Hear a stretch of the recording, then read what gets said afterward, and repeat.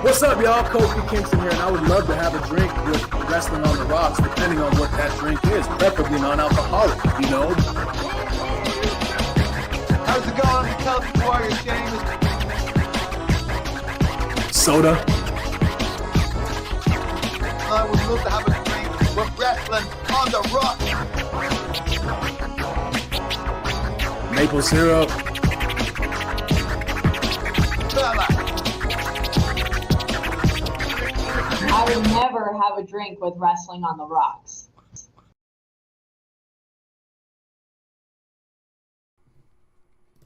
Welcome to the dive bar of the IWC. Welcome to Wrestling on the Rocks, episode 1. Again, I'm at Ref Marsh. We're at WOTR, the show. Coming in, having a little bit of a happy hour with us over Chomp. We got Bishop and his terrible wrestling takes. Yeah, man. I started out high energy. Say more than that? No, I started out high energy and I gassed early. Like I shouldn't. I wasn't here for a sprint and I thought I could do it, but you definitely tapped out. I blew out quick, man. Quick. I was like, we're gonna start off hot and I'm gonna have all this energy, and I only had that exact amount to get through the first 2 sentences of energy. Yeah, absolutely. You're like clear as day. No. Yeah. No, I'm not even no, man, good job. You did great. No, you fucked that one up. Yeah, you piddled right out. You blew it. No. I'm gonna pull up a little. But yeah, I'm back. I mean, hey, we did so good the last 3 episodes. Might as well start out all fucked up on this one. So it's a good point. It's a nice reset, Yeah. Can't make the people think you're ready for episode 2. You gotta stay consistent. That's what we've always said. I'm pulling up to see if there's any news, because I really don't remember anything that was like significant. But yeah, it's been also just really good to have you here for a few weeks. I know that you've been kind of off and on with your podcast at times. And I know that I've told you a few times that there's always an open stool here as our resident norm. And so it's been really cool that with Kev going through a bunch of personal stuff, getting a house and move in and all that, like that you've been able to step in and be a little more consistent. I know that I've heard from a few people how much they really like you. So it's always good to have you over. What? Yeah. There's friends of the show that actually like me on here. That's the first. Sportsbeard likes you, dude. Sportsbeard likes you, and I keep trying to tell him you're the only one. Yeah, I'm all like, dude, you're being duped. You're getting worked by Bishop. No, I appreciate it. There's always been mixed reviews of me on here, but I tell you what, I was listening to, I think it was episode 1 from last Thursday, and to hear Splinter Fox trash AEW makes me so happy.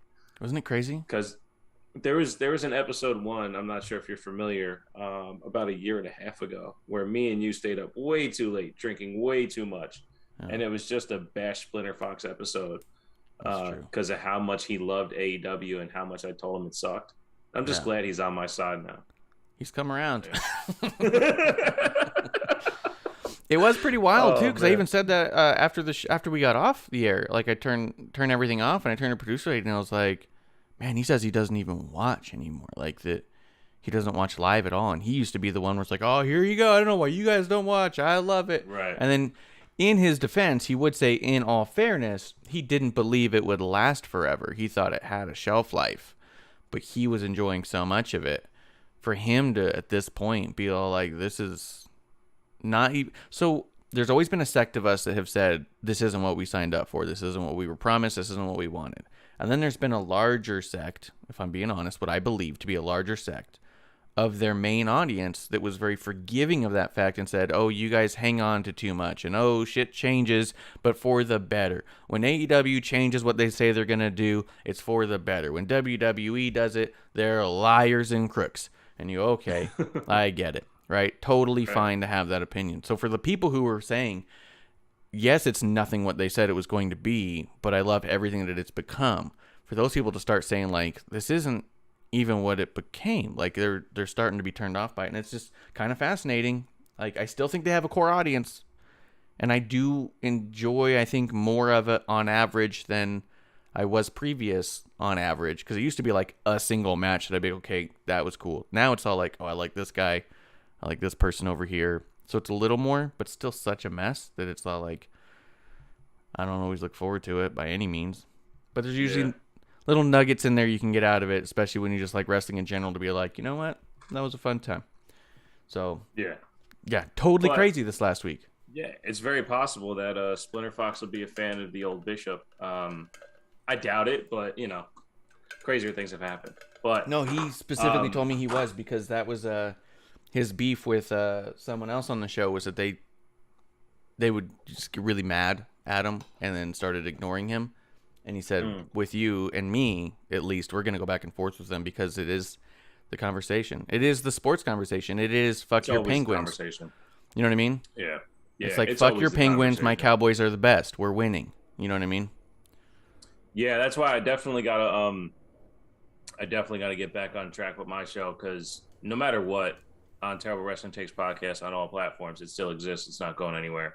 At TW Takes Podcast on Twitter, is that it literally, it's always a conversation. I really love now that major wrestling podcasts are talking about the infrastructure of AEW and how that they lack accountability on their infrastructure. And I had an entire episode that was about the $1 billion that Tony Khan always talked about having, and the $1 billion infrastructure of what WWE had. And that was just my argument the whole time. It has nothing to do with the quality of wrestling or wrestlers.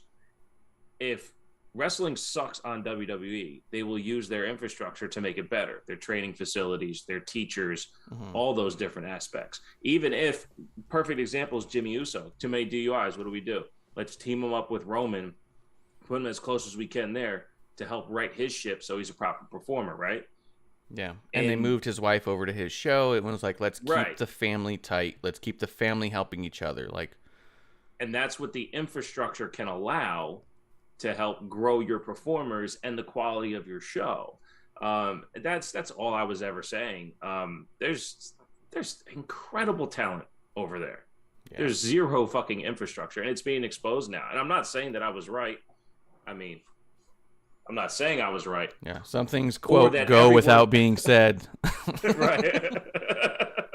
But my point has always been, if I can say these words because I see it as my, I look on the screen and this is what my eyes are telling me, then I'm telling you it is a legit part of the conversation. I never tried to convince anybody that I was correct about it. I was trying to let you know that this is actually how I see it, so the discussion can be had. but you're not. I will also tell you are not correct if you think that they have great referees, because ever since the Matt Hardy incident with Sammy Guevara, the referees have gone completely downhill. And I've heard several podcasts. Yours was the first one, and then so many afterwards giving Paul Turner credit for what he did with Hangman. Yep. So I mean, maybe they are taking steps in the right direction. And if Paul Turner's getting so much praise for what he did, this could be a nice latch-on point for the rest of the referees to say, hey, if we step in and do the right thing, we will get positivity out of everything going on. And that's a high-profile match that happened too. So, yep. Yeah, when you were saying that, I was about to let you finish so I could defend Paul Turner in that specific instance, because that was one of those things where you could tell it was completely devoid of any kind of input from the back. Paul Turner got involved because he's been around long enough and seen enough to know when something's truly gone wrong, and he was not going to allow someone to get hurt worse.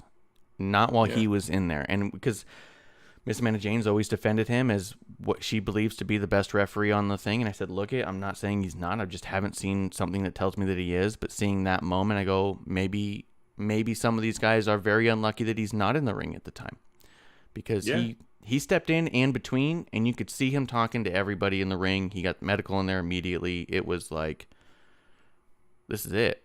And he just flat out ended it. The last time someone tried to end a match, that was my problem. Yeah, the Aubrey one, right? Yeah, the last time Aubrey tried to end the match, that they came from the back. Yes. Made a whole thing about it. Yep. They came out and said, you don't stop matches, we do. And on pay-per-view. Like, on pay-per-view, they did that. It was insane. Yeah. They should. How do you? And that's. I felt bad for her then. And hey, you guys had major criticism of her. I haven't watched enough to even care to criticize again. That she's become a character on TV as opposed to a referee. Maybe that was the turning point where she was like, okay, they told me to be a character. I'm gonna be a character instead of being a referee. Because that way she did the right thing. Yes, she tried to do the right thing. Climbed the fucking scaffolding. Like 4 Here's the minutes other later. weird part. Not to get really into it. Not only was it on pay-per-view, it was in pay-per-view with an empty arena. You know what I mean? So if you were ever going to stop a match where it wasn't empty arena. Yes, it was. No, it wasn't. It was their own people. There was no actual fans in it. It was their own fans. Oh yeah. You're right. Yeah. You're right. Yes. So if you were ever going to be able to stop a match where it didn't impact the ending, and it also didn't leave the fans not going home and feeling shorted, that was it. You had every reason to get out. It was crazy. Yeah, because they did. The spot they did off that lighting rig or whatever was around people. So I always have the picture of it happening within around fans. But you're right. I did. I did an episode called All Out on AEW because it happened at the All Out pay-per-view, and I was so disgusted. Yeah. That they allowed that to happen. Like, I stopped watching the pay-per-view and did the episode because I just what am I supposed to do? Yeah. But I do agree before we get with Paul Turner stepping in the way he did, maybe that at least gives a light that the other referees can look at to be like, maybe it is okay to step up. And Tony and everyone being praised for that thing might give Tony a little bit more leniency or power towards the refs of like, hey, Paul did make the right call there, and we have made bad calls in the past and been reamed for it. Maybe it's time to let some of these refs have some of that power back because they know. Right. You know? Right. So. But yeah, I wanted to say before we got too far into it, man, what's in your glass? I'm doing coffee. I got vodka. I ran out of Terramana, but I did put my Terramana bottle up here in my new setup. Nice. With my my boozes. This coffee over here, that's Baron Corbin's coffee. It's from Ignorant Gentleman. The Dark of Night Roast. It was really good. What's it like, $12 a pound? $20 a pound? I don't know. It was a Christmas gift, so. Oh, nice. I'm sure you could find it online. And ignorantgentleman.com, I assume. It was on Etsy? I don't like the sound of that. We got ourselves some bootleg coffee, it turns out. It explains the label. Hey, I got this awesome hat on Etsy. Your hat? Yeah, I was. You trying to bought get your merch. own bootleg merch? Someone bootlegged was your stuff and you went for it? I was trying to make bootleg merch for people to sell. Wow. You know what? I think if I found some of my own bootleg stuff, I might buy one or two, depending on the price. Dude, the greatest bootleg shirt turned into a real shirt of all time. You think more so than the KO? Bishop, go, go, go. Oh, that's a good one. Well, yeah, because they actually made this on the ramp. Oh, they KO made it live? did his in the back. Yeah. Yeah, when you don't remember that when B Team was a thing, No, they started coloring their own shirt. They were on the ramp doing this with a Sharpie. No, of course I don't remember that much about the B Team. B Team was amazing. I was not into it. Dude.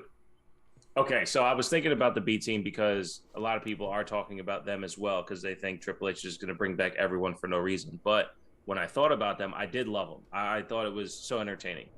And then, do you remember the Deleter of Worlds when they had the championship match? Mm-hmm. And Bo Dallas did the impression of Bray Wyatt? Yeah.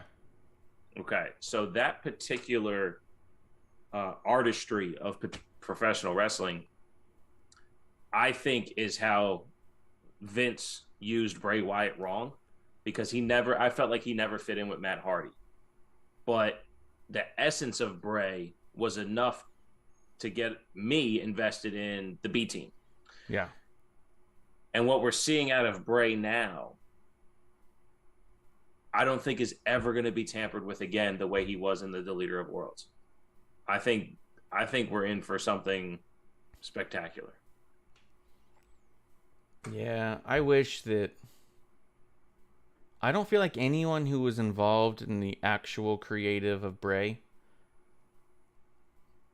I don't think we'll ever get the full story. I think that's what I'm trying to say. Because I think that everyone involved is going to be so professional to begin with. They're going to be so fair to each other to begin with. And I think a lot of them will have just flat out moved on enough to where they go, yeah, it was really tough, but we got where we were going and we did what we did. I don't think we'll ever get... I would love to have been a fly on the wall during all the creative meetings that Bray had with creative and Vince, and to find out what was brought to the table, how it was changed, and when, and get that full story, because his creative journey specifically is so fascinating to begin with. Yeah. You know, if we got what we got and it was heavily tampered with and filtered, what the fuck was put in front of him? And if what the fuck was put in front of him was so outrageous that you kind of go, fuck yeah, it needed to be edited. At the same time, do you go, did it need to be edited this way though? Like, Right. You know what I mean? Like, the second guessing on all of it, I think would be amazing to know. And I don't think we'll ever truly find out. But I do wonder now, there's no way Triple H is just saying, Triple H isn't going to Tony Khan this shit. You got 20 minutes, just go do what you want to do. You know what I mean? Right. He's even said that he thinks he's absolutely one of the most brilliant creative minds in all of entertainment in general, but that he can be a little bit of a wildfire, you know, that you got to rein him in, you got to help direct it and stuff. And I do think Triple H is going to do that. And I wonder what we're going to get. I think that that's what people say about Vince Russo, right? He was best when Vince was his editor. Vince Russo threw everything at McMahon, Right. and McMahon would throw a bunch away, keep onto some stuff, tune up other things that, like, any one guy on their own devices was not quite right, you know? So I think that there's going to be such a cool balance with Triple H and Bray. I think that they both know that they want each other to look good here, you know? Yeah, and I think that's what we're seeing now anyway, is that, you know, they'll do a promo, but in the beginning of the night, you get that flash of things, and then later in the night, you get another flash of things. Yeah. I think you're right about I do think there's an aspect of, you know, all right, you have 4 minutes in this slot. Give me your best 4 minutes. Okay, what do you need to connect the dots to the next level? Mm-hmm. Okay, I can put that here. I can put that there. You know, I do think it's better. One thing that I was thinking about when you were talking about the creative restraints before is the WrestleMania match against Randy Orton. I remember Bray being on Radio Row, and I was obsessed with Bray Wyatt interviews back then. And he said, I don't want anyone to follow us. And that match is regarded as a huge disappointment. I'm wondering if I want to know what he has to say about that match. Like if he deconstructed it back. Is it the camera angles that fucked it? Is it the 3D projections didn't come off the way they were supposed to? You know? Because conceptually, it was done so different than any other match we've seen before. Yes. Or was the match 4 years ahead of its time? You know? So I'd love to hear the story about that one. I think that I do wonder what the initial everything was. If the compromise became we're going to project this stuff down on the canvas and we'll just take a aerial shot and that's the effects you're going to get, what did he want to do before then? What were the ideas and how you'd even get that done?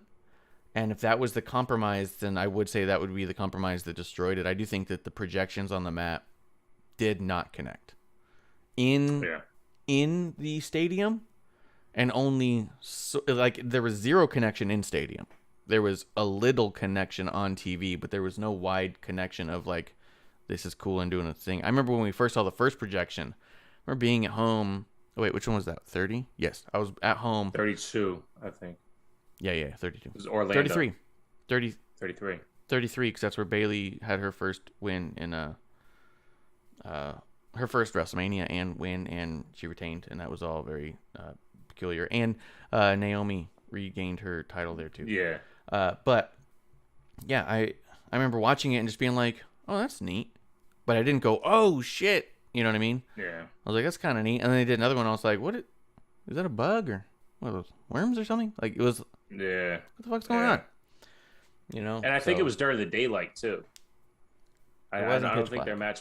Yeah. I don't think their match went off when it was dark out. So yeah, I wonder. I want to hear the story about that because I do think it was creative. It just like you said, you're trying to like figure it out on the fly, and it just wasn't him. Yeah, I don't know. It's crazy, but Bray's amazing. He's a genius, and it's clear all the time because I mean, we talked about it when he left. I was like, we may never see Bray wrestle again. Like, if he's gonna tap into his brain and can go a little unhinged and make movies that end up on Tubi and stuff, like, why wouldn't he do that? Like, look, you don't have to be the next Rob Zombie. You know what I mean? Like, you don't have to go straight to that level to build yourself to that level. Like I'm saying, like, he doesn't have to be the CM Punk of horror movies where he goes out there and gets his ass kicked twice on such a large platform that he can't ever come back. You know what I mean? You can start the way you're supposed to start and not just say my name means more than my product, you know? Which has been CM Punk's MO his entire career. But, I was going to ask you something about Bray. So I do wonder this. I'm drinking vodka as well. I have it with Gatorade, but vodka Gatorade. Oh, what kind of Gatorade is it? Lemon lime? Lemon lime. Yeah, classic. That is classic vintage. That's the original flavor, isn't it not? I believe so. So. That's OG. OGG. OGG. Yeah. That's like an UGG. You're drinking CS, UGGs, though. dude. I'm drinking OGGZS. Zero sugar. You know, I did see there was some zero sugar Gatorades out there, and it got me pretty like excited. What's the carb rate on it? What's the carbs on it? I think it's like a half a carb for the whole thing. But Yeah. I do the packets. I make my own because Those are the ones I saw. Bottles. Yeah. Those are the ones I saw. I've been using the It's zero like sugar 5 Sonic calories ones. a packet. Yeah. I thought about getting them. Do they taste like the real deal? A little too extra on the fake sugar, but the flavor is there. All right. But you get that aftertaste, with the fake sugar. Interesting. Yeah. All right. But with vodka, even better. So. Yeah, that balances it out. Yeah. Yeah. I've said that about a lot of things. I've been saying that since high school. Vodka balances it out. Do you think, I mean, we'll get into the shows here in a minute because I don't have any news, but quick shout out because you said it, you said his name at least. It was yesterday Triple H's birthday, so happy birthday, Papa H. Another one. Yeah. Fucking so crazy when you think about where we're at now. And like, DX running everything the way they are is so interesting. In and of itself, it's just fascinating. I've seen some people say that, like, can we admit now that Triple H being in charge is almost not at all different than when Vince was? I was like, it's way different if you're watching. But if you just click in once every 3 months and click out, yeah, you probably wouldn't see a difference. But if you watch it and pay attention, you see a ton of differences. I think the show structure of SmackDown is one of the biggest ones. I think I rewatched SmackDown yesterday, and I go, this show's insane. Yeah. And I really don't think anything happened, and we'll talk about it. But like, it just boom, it flew by like that, and it just there's something different. Yeah, it feels different, and everything about a lot of the decisions that are being made feels different. They feel like they come from a different source. You know what I mean? Like sometimes it doesn't even feel like it's coming from Triple H. Sometimes it feels like somebody gave that to Triple H, and he's running with it. You know what I mean? Where almost everything Go ahead. I think that's because us as a fan base have streamlined our thought process to black and gold is what Triple H wrestling looks like. And I don't think we know the broad scope of Triple H's mind. It's like when everyone was told that Paul Heyman took over SmackDown and, oh my God, SmackDown's awesome. Look what Paul Heyman's doing. Well, like Vince McMahon still ran SmackDown, right? Like, it's not, so we get conditioned by who we think these people are. There's a chance that this is just, Triple H using more toys, more tools in the toolbox. And I even said it when he first came over, because a lot of people were saying like, oh, we're gonna get like a black and gold era of this, and oh, NXT's gonna go back to the way that it was, and all this stuff. And I was like, or Triple H might be really smart instead, and leave some things in place and grow and do things multiple ways. Yeah, what was it? SummerSlam? People are like, oh, that reminded me of black and gold NXT. Rewatch SummerSlam. It's not an NXT takeover at all. No, it's a lot like the SummerSlam before. It was a lot like the Vegas SummerSlam. It's extremely close to the Vegas SummerSlam. It was real close. It really might be damn near identical to the Vegas beat for beat, SummerSlam. Man. I get the two mixed up sometimes. It's pretty close. And you were at one of them. I was at one of them. And I think sometimes I go, was I at Nashville? I wasn't at Nashville, was I? Did I make it? Was I indoors? Was I outdoors? Was it cold? Did the credit card machines work? I'm not sure. Yeah. Ooh, what the fuck? Where was I? Yeah, absolutely. So it's funny. Before we get into the show of SmackDown, I do want to ask you, because I went to ask you before, do you think Bray showing up in WWE was a statement in and of itself? Because I've kind of toyed with this in my mind a little bit. There's no way that Tony Khan never reached out to Bray at all. There's just no way. I mean, we know that they actually met. We know that they did talk. The way that Tony talks about it was that it was a lot less business, and it was at somebody's birthday party, and it was the first time he ever talked. But there's no way that didn't say, hey, we're here at a party. We're going to be enjoying this, but here's my number. Give me a call when you want to sit down and talk some business. You know what I mean? There's no way that wasn't broached at all. There's just no way. Right. Do you think Bray never going to AEW? Because he was gone for 18 months, man. A year and a half. The longest non-compete that we've ever heard of was Renee Young having a 1 year. So even if he was on some crazy non-compete where we're like, look, we really just don't want to put you on TV. Because the other thing is they pay you through your non-competes, which is crazy. So there's no way they're going to pay him for a year to sit at home. Unless they really are. And maybe they were. Maybe that was their game all along. Maybe the whole thing's been in the bag and been working on. Because maybe it was all like, oh yeah, no, I'm just home. They've put me on a non-compete for a year because we're going to renegotiate at the end of this contract. You know what I mean? Like maybe that was the whole thing. Would be a total shock. But do you think that Bray coming back to WWE and not going to AEW was in and of itself a statement? Because we've always talked about how much creative freedom he needs and would want. And I'm trying to think of what friends we know he has in AEW. And I mean, apart from some of the obvious people he would know, I don't think any of us really know who he was like close to. You know what I mean? Yeah. Yeah, I think. Okay, so I'm trying to figure out if it is a statement, what statement is it, right? Yeah. I think the biggest statement it would make is that the lore of AEW, where the talent gets to do what they want, is just not true. Yes. Right? The talent does not get to do what they want. Because if they could, than Bray Wyatt sitting in the production truck going, this is how I need everything parsed out completely. Angles this way, all that stuff.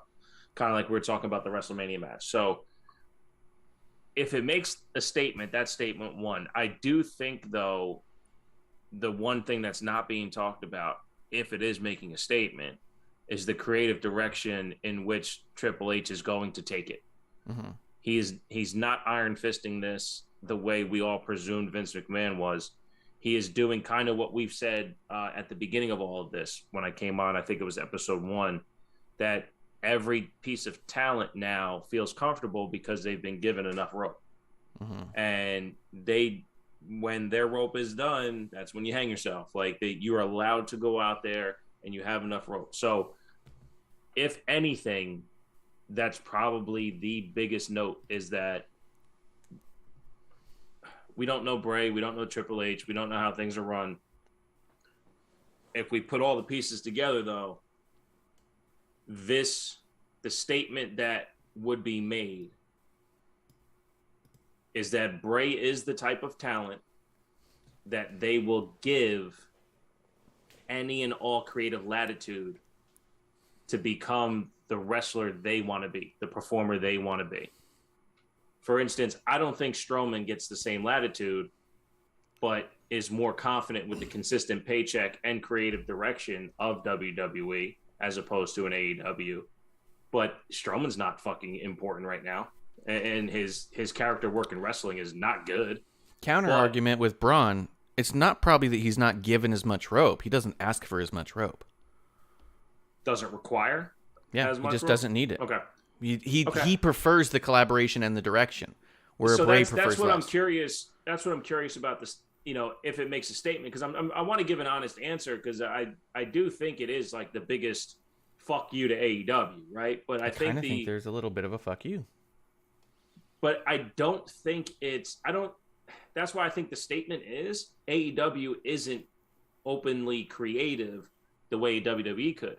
Maybe it's because WWE has $1 billion infrastructure and AEW just has $1 billion and they don't have an open pocketbook for Bray to be able to do this stuff, but the stuff he needs already exists within WWE. So if Bray wanted to create the Wyndham 6 TV show streaming on Peacock this week, and he's got 30-minute episodes, every week for the next 12 weeks, that can happen because WWE has an infrastructure. You know what I mean? So like the statement being made that like AEW is just too young to handle a talent as good as Bray Wyatt, who is creatively outside the ring. He doesn't need to wrestle. That's another thing I wanted to say when we get all that stuff. Bray Wyatt doesn't need to wrestle. He doesn't need to step in the ring at all, ever again. And he will captivate us because we don't care if he wrestles again. We just want to see what he's going to do. So I think that's probably the biggest statement they make, is that WWE is the place to harness creativity and AEW isn't. Yes, I think in one aspect, a massive thing here is if you really are passionately creative and have ideas, that this is the platform for that. I think the other thing that's kind of secondary, but on a similar note, is the reason why I think it's important that it's Bray is if, of all people, Bray Wyatt trusts the WWE with his character more so than AEW, that's massive. Because, I mean, even, shout him out here before, Sam Roberts, Not Sam Wrestling Podcast, he did a whole episode when Bray was released about Bray's career. You can find it on his YouTube. Some fantastic editing done on that one. And part of that story was every time the WWE caught fire with Bray and dropped the ball, and how Bray caught fire again, like all the way to the point where he literally set him on fire. But if he can see that after a dozen attempts and failures because of the WWE creative, and if he truly believes that his vision would have worked had it been done differently, and if everyone around him believes too, and I believe personally that they would have worked if they allowed it to be what it was meant to be, it's a huge statement to say, I'm more willing to give WWE 15 chances than I am willing to give AEW one. And I think it's kind of like you said, the idea that, hey, AEW might not be the creative oasis that everyone's trying to say that it is. There's a lot more to it that's going on back there, and a lot more like, I can't imagine he did it strictly because, well, the production's pretty good. You know what I mean? Right. No, absolutely. And I do think you're right. I think it is about, well, no, you know what? I don't think it's about WWE getting a 15th chance. I think it's trusting Triple H over what Vince would have given him. Because honestly, no, I don't think he was. That narrative, is Bray ever going to come back, was under Vince and what has happened to his character from there. I think him and Triple H had an honest conversation, and this is what he got, that creative latitude to be able to be himself and thread his character and his work however need be. I don't think, because you take a mind like Triple H that we presume is more of the times, because even all this DX stuff, they were too old to be acting that way, but they were of the times. They were of the late 90s. They were of, the early 2000s. So being able to be of today in your perception of the character and allow a person of today to think about their thing, that's what I think it's more about. I don't think it has anything to do with WWE as a whole, because we talked about it. Bray can find a platform in Hollywood to tell his story. He doesn't need WWE to tell his story. I think he is that creative enough. So I do think this is more of a trust in Triple H opposed to a trust in Tony Khan. Yeah, it'd be a bigger statement if he came back while Vince was there. But because Vince is gone, that would have been a major statement if he came back for Vince. But I do think Vince being gone would lead the assumption that it was an honest conversation with Triple H. I agree. Do you think that they would have ever gotten to a place? Let's say Vince never left. Do you think that Bray would have ever gotten to a place where he would have gone and tried AEW? Because I think that if he would have already. It's tough. I think he's smart enough to see the writing on the wall that if maybe there was a possibility for him to return with Vince in charge, that he could accomplish what he wanted to. I don't necessarily know because myself and other podcasts out there have not been so kind to the, let's say, after effects of John Huber's passing and AEW and kind of how they've displayed things, we'll say. I didn't know John Huber. I don't know Bray Wyatt. But if that was a friend of mine, I would think it was a little disingenuous how all of that looked. So I don't know if he would have gone thinking that he would be in the best care anyway. So that's what I was wondering too. How many things that are truly like creative? There's a lot of creative that happens, right? How many things in AEW that are truly like out of the box creative that have worked? You know what I mean? And look, I'm not a creative person. Like, my son's a creative. The way he thinks, I'm too analytical, tactile, and functional, and he is all up here. And we get arguments all the time because I can't see what he's saying, right? And then it takes me a while to get there. I would assume that someone like Bray, let's say he's building this major story leading to a pay-per-view in AEW, and then the anniversary of John Huber's passing comes up, they're going to want to pull Bray out of that character to come out in the middle of the ring to do the celebration. And I'm not saying it's right or wrong, but in a creative concept, that's not something Bray does. He sticks with his story he's telling until the bitter end. So that kind of too much reality in AEW, I don't think ever would have existed on a plane that Bray functions on. That's true. And even like the closest thing I can think of in a similar but very different way was when Ric Flair retired and had that speech on Raw.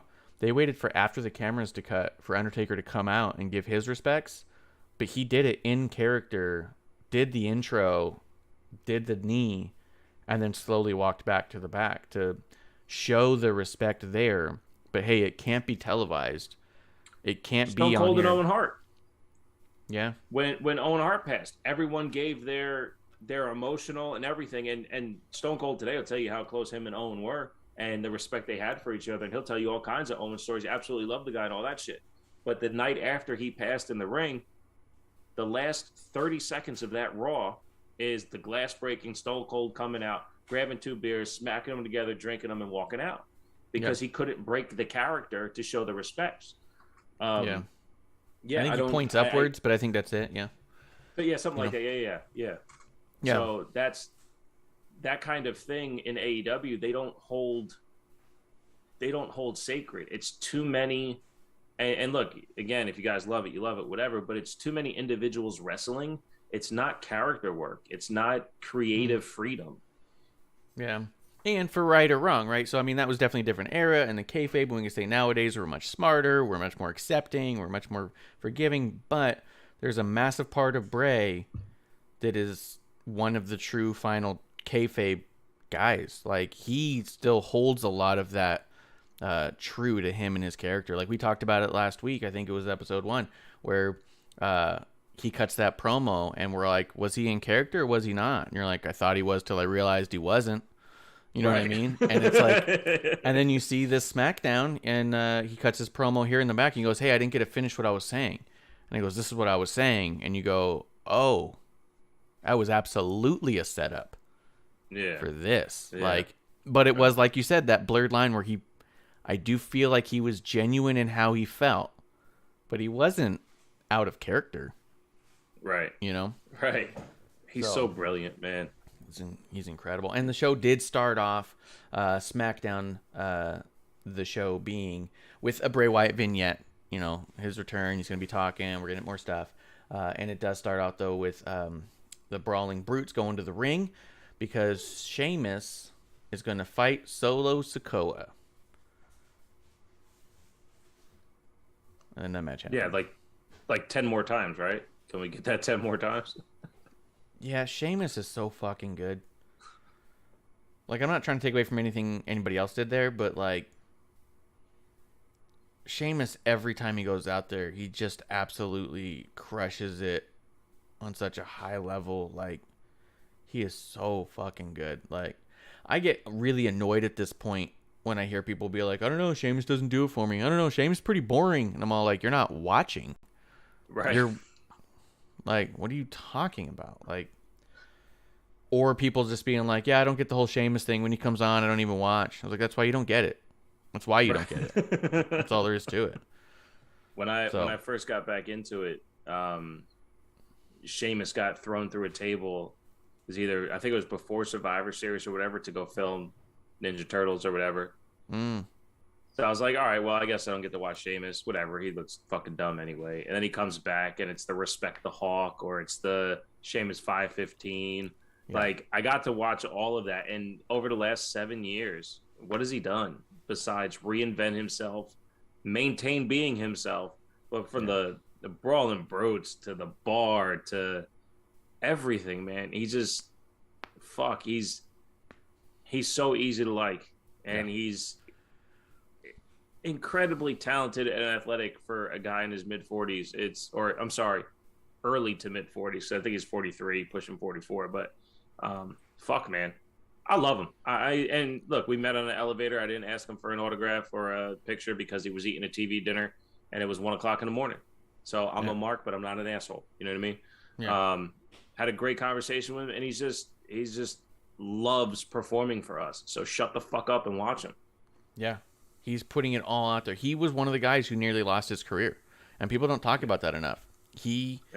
There was a year or two he was gone, and it wasn't because he needed time off because of filming. It wasn't because of a family thing. It was because he had such a terrible injury that they didn't think he'd ever be able to wrestle again. And so they quietly send him home to rehab and see what he can do. And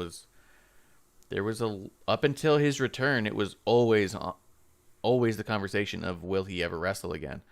So, I mean, I talked to him one time too, and that was one of the things that he kind of brings up is like, hey, this was almost all gone. Like, every match might be my last match. He goes, I can't go out there with any other mentality than that. He goes, it's just because it's the reality of it.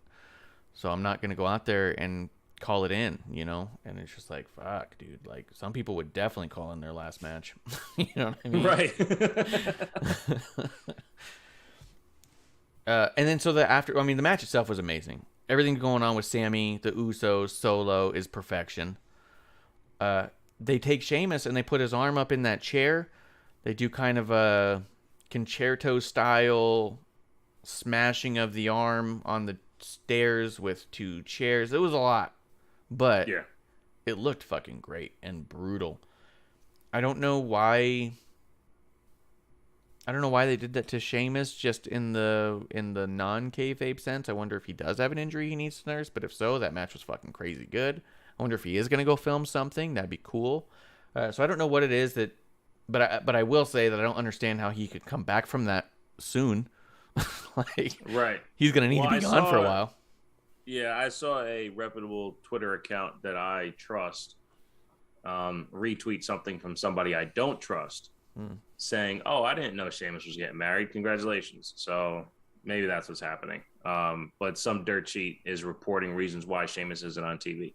But what I do like about Sheamus getting written off TV is that it happened with the Bloodline. Yes. So when he comes back, his beef is with the Bloodline. Yes. Thank you. Thank you, please. The Brutes and the Bloodline is going to be so good. You know, I don't fantasy book, right? I don't fantasy book. Yeah. But we have the Usos. We have Solo. We have Sammy. And we have Roman. Okay. All I've been thinking is, who is the 6th member that they can get, right? For so they Brutes? can go against, no, the 6th member for the Bloodline to go against the Brutes and Imperium and have a 6-on-6. I want Imperium and the Brutes to team up to take on the Bloodline 6, but I don't know who the 6th one is. And it needs to happen, and it needs to happen now. But that's all my mind. What's that? You can do it in War Games for sure. Yeah, but you need the 6th one from the Bloodline. We need a 6th one. That's all I've been thinking about since I saw the chair shot. I'm like, we need the 6th Bloodline member to put Imperium and the Brutes together, because you can't have that without Sheamus. Sheamus has to be in there. Yeah. And Sheamus and Gunther teaming together with the lackeys behind him, like, let's fucking go. Now, since you've already started it, let's do it. What I would do, because you can, is you wait till right before or maybe day of. Don't you worry about our 6th member. We've got our 6th member. Boom. The debut of Jacob Fatu. The introduction of Jacob Fatu in a War Games match against Imperium, the Brutes, alongside the Bloodline. That would make him, dude. As long as he's able to do the... Plus, if you've seen some of the crazy shit he's done in MLW, I forget what he had the match with, the cage match, but he's willing to do the flip right off of it. Like, he'll moonsault off that son of a bitch. Yeah, he'll moonsault off that bitch like a motherfucker. Hell yeah. Yeah. If he came out, was himself, was a wild maniac, was almost like a Solo but bigger, then you think to yourself, we have 2 of these motherfuckers now? And if he does a moonsault off the top onto some big guys like a Sheamus and a Gunther, right. Whew, that would make him, dude. Yeah. People would already be like, where's the action figure? Right. I mean, that's the obvious, but it's not going to happen. I just listened to Court Bauer on an interview yesterday, I think it was, and he's all in on keeping his guys. So who knows? Last I heard about Jacob is he had not re-signed with MLW, that he was allowing that to be more of a date-by-date case. Allow me to put my keys into the microphone. That was my last understanding. But apart from that, let's say you wanted to keep it in-house. I don't know that there is somebody else who fits the Bloodline necessarily, except for the fact that you could always, for the fun of it, get Kevin Owens to team up with Sammy. You know what I mean? And be the 6th member in that. And you could even have some tension with Kevin and the rest of the Bloodline during that match. But, hey... And then Sammy's like, on behalf of him, let me just say he's fine. Like, he'll be good on this. Like, you know, you have the Sammy as the intermediary. Right. You know? Right. You could always do something like that. That's what I was thinking, too. And, again, that's me not giving Triple H enough credit, because he's been doing that already, right? Where he takes, like we talked about it last week, I think on episode 1, where he takes Ali and he puts him in next to Matt Riddle just to get him next to Seth Rollins later. You know? Yeah. Being able to thread things around like that, he can easily bring in KO. They can win the fucking War Games with KO while sowing dissension in Sami Zayn and the Bloodline because KO is there. They have that ability in storytelling, which would be great. So, Yep. Yeah. Oh man, you know what? Now I got it. You're right. It goes like this. The Brawling Brutes and Imperium are ready to take on the Bloodline, and then Sami Zayn gets way too hype on guys. I have the perfect sixth member. Don't worry about this. I got you, Oos. Let me go get this. I'll get this done. I'll bring it back. And he doesn't shut the fuck up, and he goes and finds the next honorary Oos to bring into the group. Yeah, absolutely. Yeah. And you could even see him hand an honorary Oos shirt to KO, who looks at it and like goes, "No." Plus, it has your initials on it, man. This is right. You know. What if Sammy showed up with a little KO duct tape right here to go over top of that little tiny bit of duct tape? Yeah, that'd be great. Storytelling. That's what we do here. Yeah. Let's see. So then we do have some. I mean, so all that was awesome. Like you said, the idea that Sheamus is going to come back for Bloodline is great. And if he is getting married, congratulations. Let's see. Rey Mysterio runs into the Imperium. Bray Wyatt. Okay, so this is where the Bray Wyatt promo happens. And he basically says, like, you guys found me. You know what I mean? If you tie it into the last one, you guys found me. I left all these breadcrumbs. You always found me. Every little thing I ever left, you guys found me. And then in this, it's all like, which is going to be a problem. Because you found the true me, who is going to destroy everyone and have no regrets about it. Like, where before it was like, oh my God, he's super babyface. Now you're like, oh, he's a beast. You know, right. Even when he's good, he's bad. I still think people are going to cheer him because, hey, as the Fiend, a murderous clown, he stalked and hunted Miz's children and was still the babyface.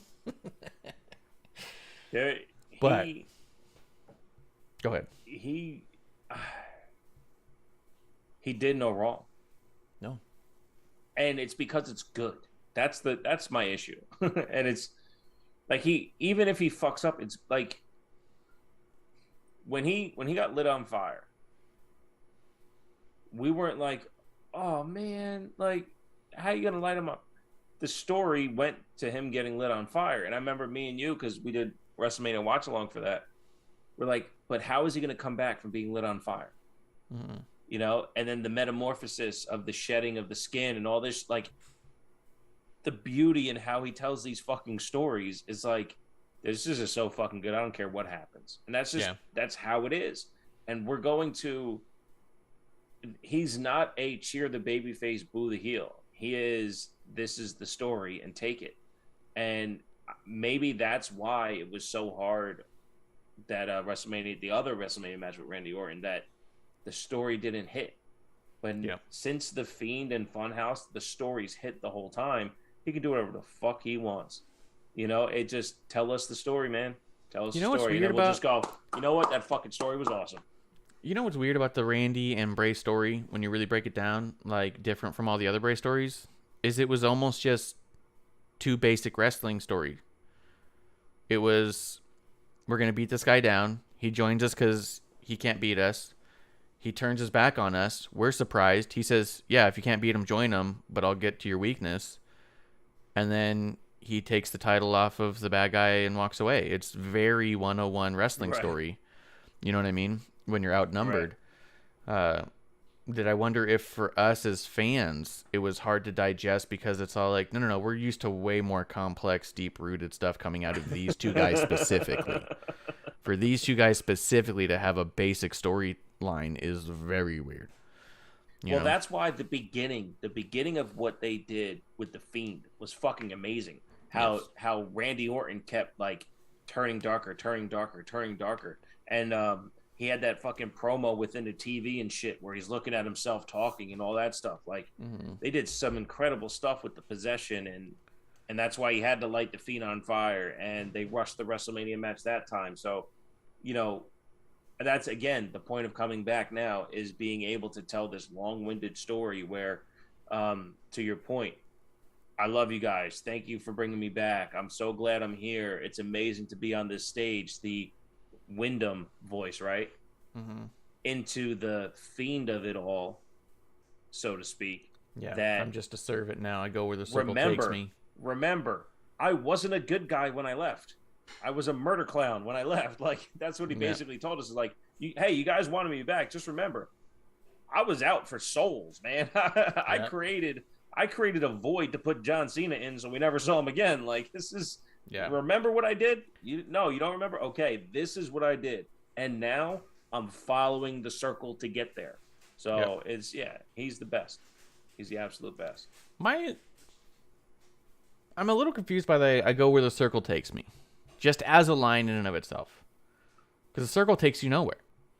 It's a circle. There's no beginning. There's no end. Right? You're going nowhere forever. It's not like circling the drain. It's just a circle, right? Then I started thinking about it. If it's a little red circle, maybe Bray Wyatt's just part cat, and he's chasing a laser pointer. Like,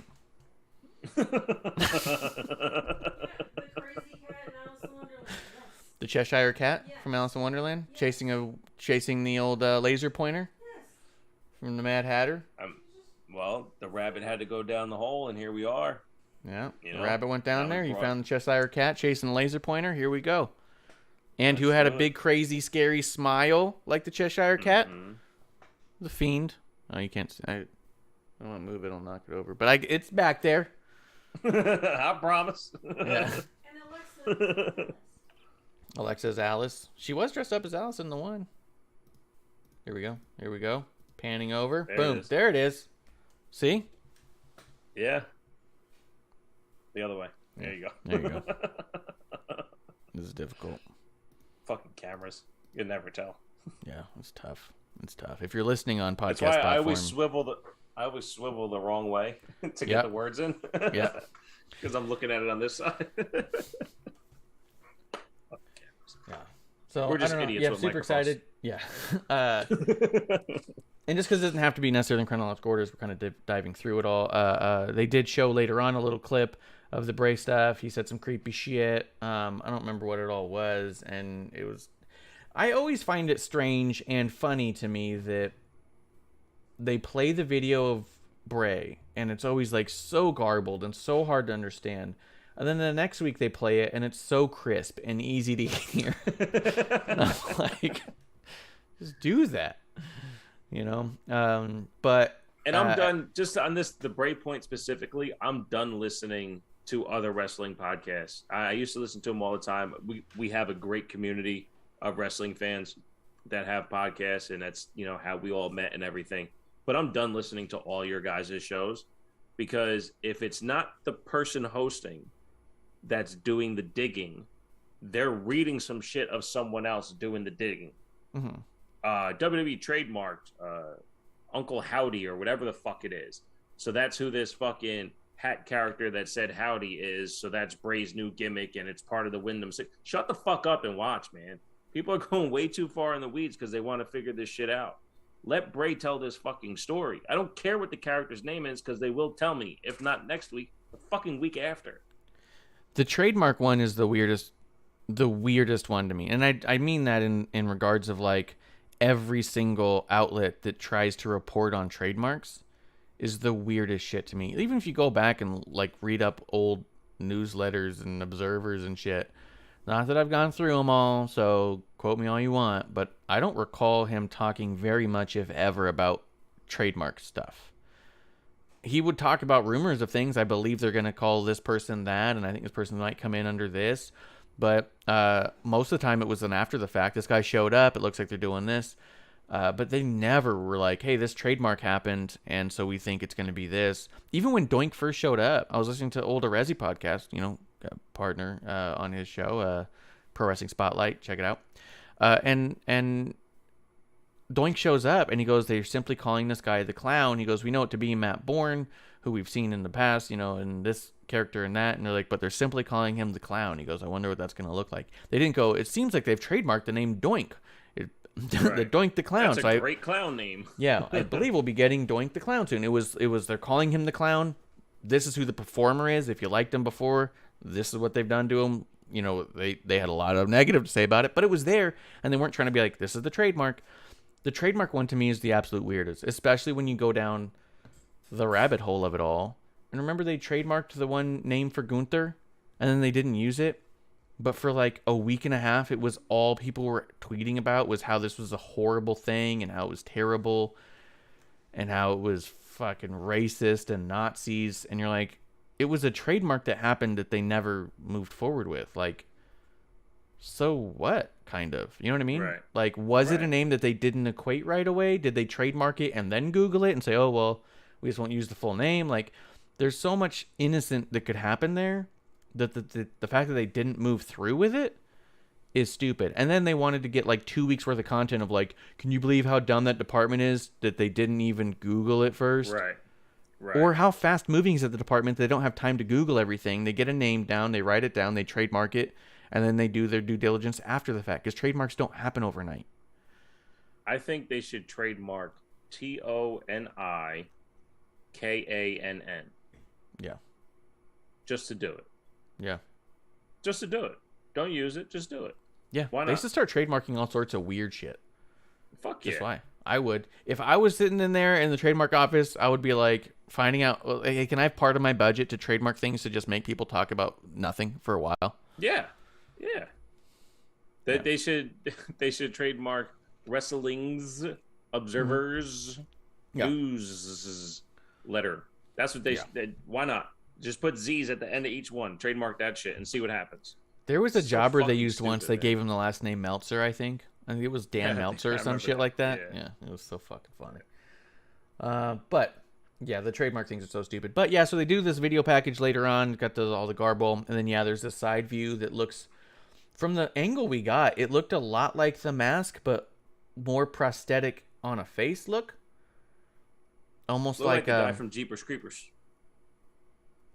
the fuck is Jeepers Creepers? You ever seen that horror movie, Jeepers Creepers? No, I've heard of it for sure. Let me look up images here. Oh, yeah. Yeah, maybe something closer to that. I mean, it looked a little less textured and a little smoother and a little more was shadowed. mustachy. Yeah.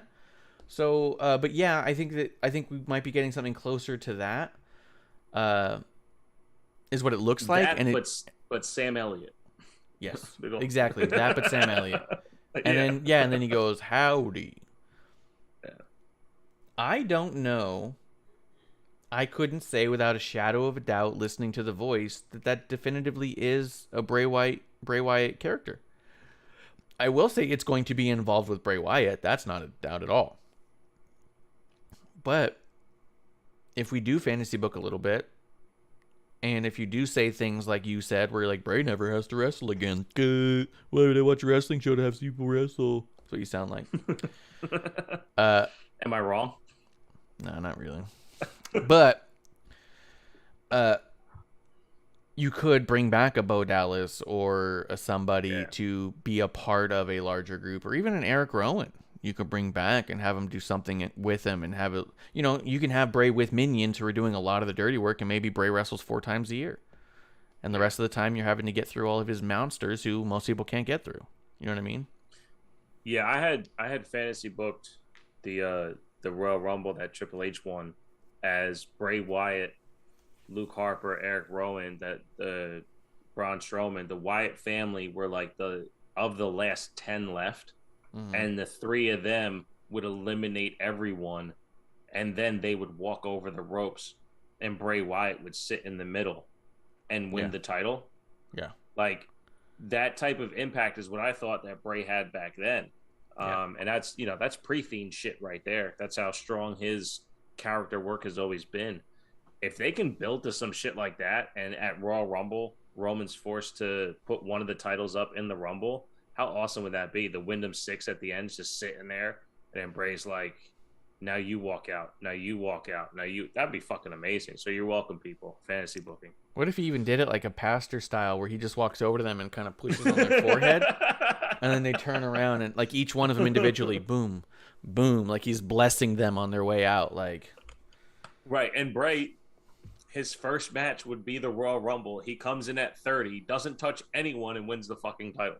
Yep, and just blesses his family members as he walks in, and they just throw themselves out. Like I said, never has to wrestle. Yep. Tell your story.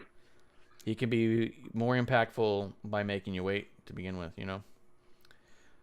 Let's see, Usos and Sammy backstage again. Like, it's hard to kind of brush over some of that stuff because I know the problem is it's so fucking good and perfect, and it becomes like we talked for 40 minutes about how we just basically recount the whole thing and talk about how great it was. Yeah. But it feels like it's necessary to just kind of like brush it along because it's all like, look, without spending another 30 minutes here, these guys are perfect. It's look if okay, so if someone's a passive fan right now, if you turn on SmackDown, do it for the purpose of watching what happens with the Bloodline. Yeah, and it's because it hits. And if you spend enough time listening to the nonsense, or understand why the handshake between Jimmy and Sammy is so ironically awesome, you know, it's just not who Sammy is.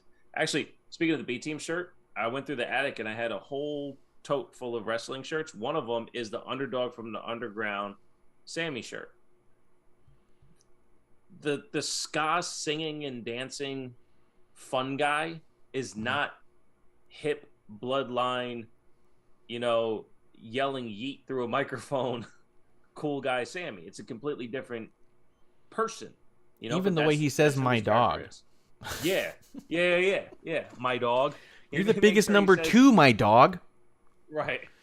So paying attention to why the character is that way, it's you just got to go through it. So I guess that's our biggest point of the Bloodline is that, hey, watch SmackDown for that, and you'll see what wrestling is when it's not in the ring. Yeah, and to be honest, the Bloodline is some of my favorite television I watch every week. Just flat out end of story. Like, I get the most fun, the most enjoyment. I feel the most connected. Like, it's some of the best TV that's existing in my world right now. Just the Bloodline. Liv Morgan versus Sonya Deville. We got this new kind of we're getting a really close to Harley Quinn kind of essence out of Liv Morgan, which I say that with a ton of respect because when I first watched the Margot Robbie Harley Quinn, my first thought was, I wonder if she based this off of Liv Morgan. Because I felt like the character seems so connected already to who Liv Morgan is and who's always teetered around being.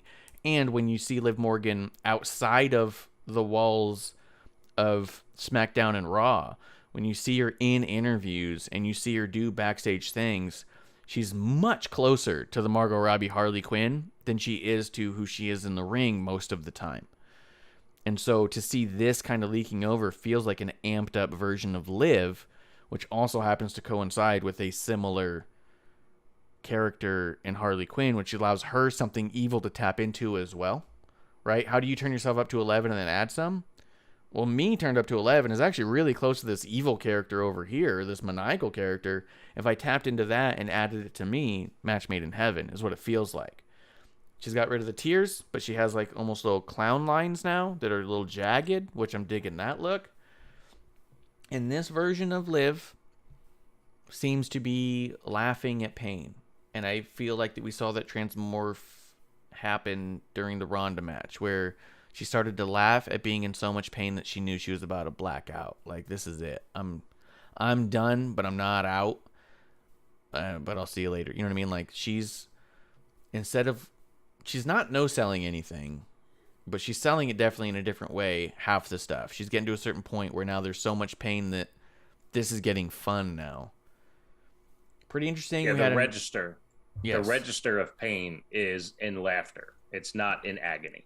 Yes. And that's not to say that can't happen, you know? Like, I mean, look at Conor McGregor. McGregor breaks his leg and says, "Give me a mic." Right. Literally snapped a bone in half and said, "Hand me a mic. Your wife's in my DMs, fool." And you're all like, that's how he's registering this right now. You know what I mean?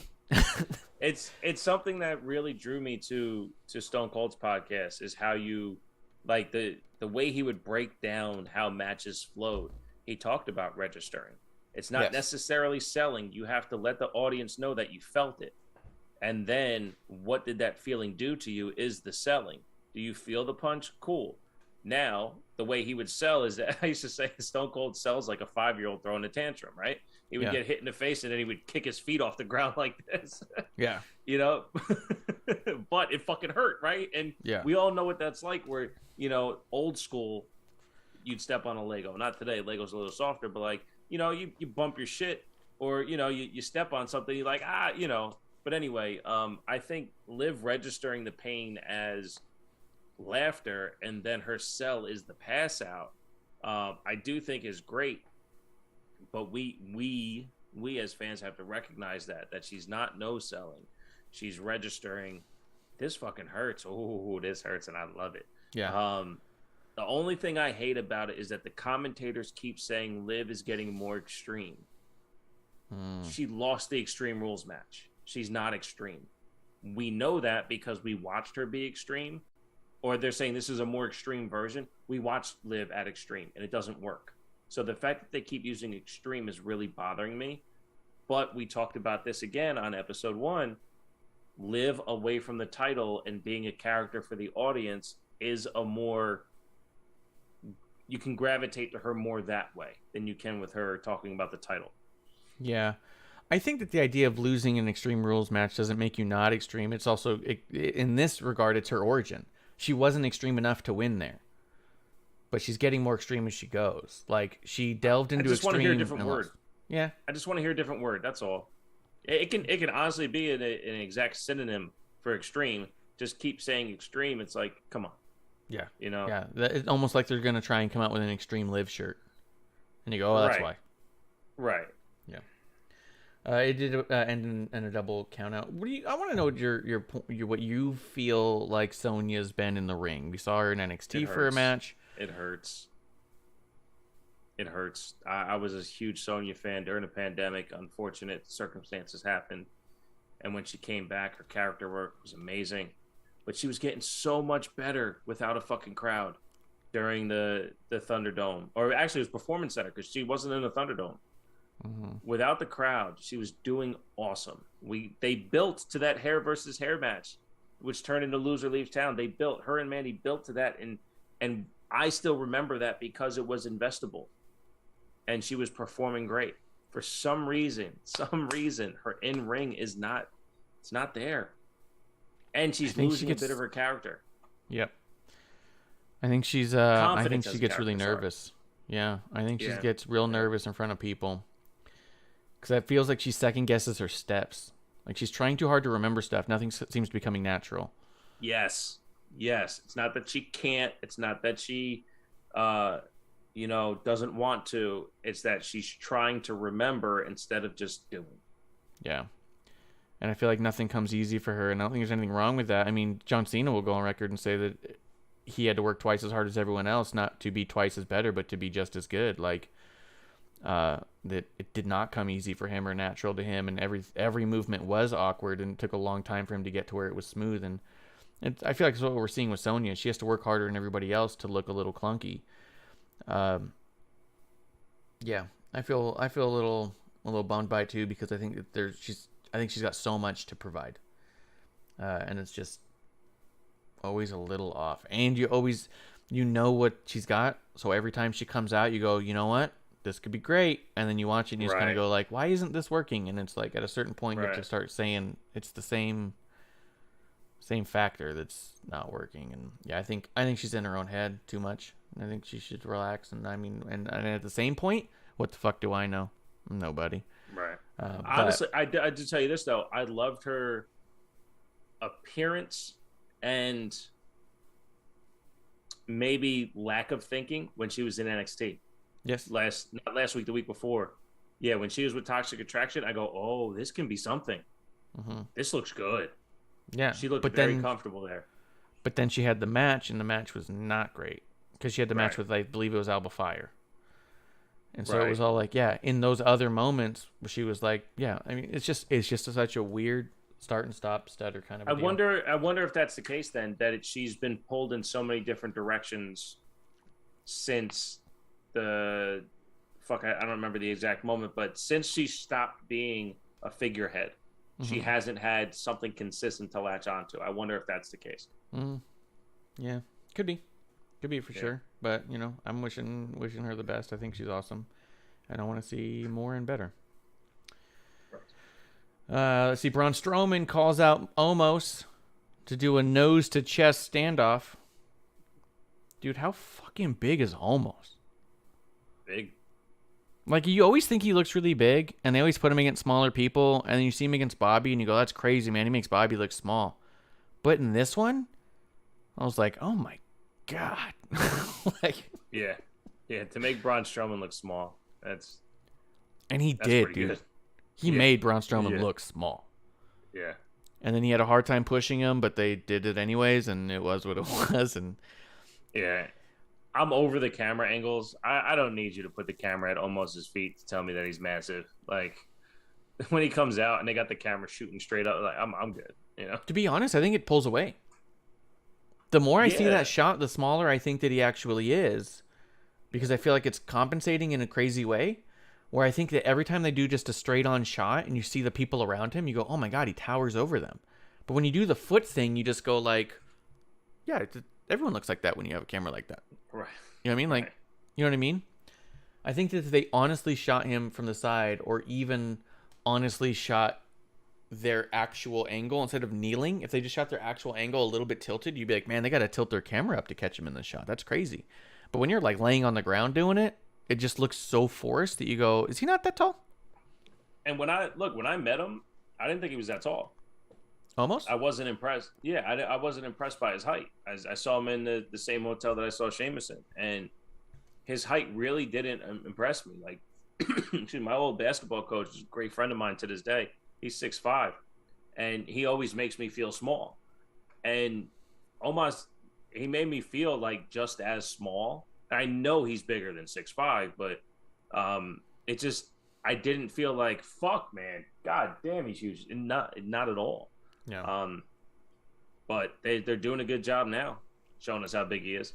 I'll be honest, when I ran into Braun Strowman in a hotel, I remember thinking just nonstop, I was like, God, that guy's fucking massive. You know, like, that dude's a fucking wall. Well, and to his credit, he's always shredding, leaning out, and finding new ways to reinvent his body. So who knows? Maybe you met someone that was twice as thick as he is now. That's true, too.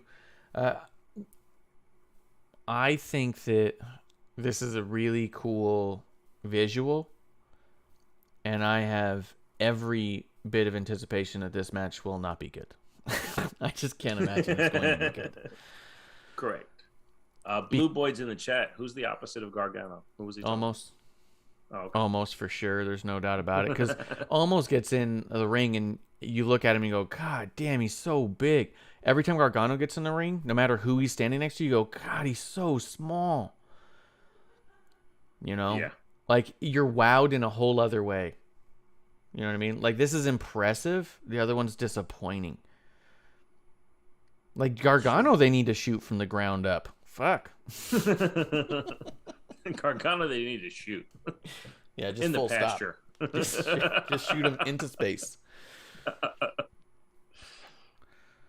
Yeah, and then we get what's this backstage? Oh yeah, Drew McIntyre had that little promo back there where he says he wants Killer Cross in a steel cage match as he gets real fucking wrestler 101 yelling like Ultimate Warrior, and we all know how good his promos were always regaled.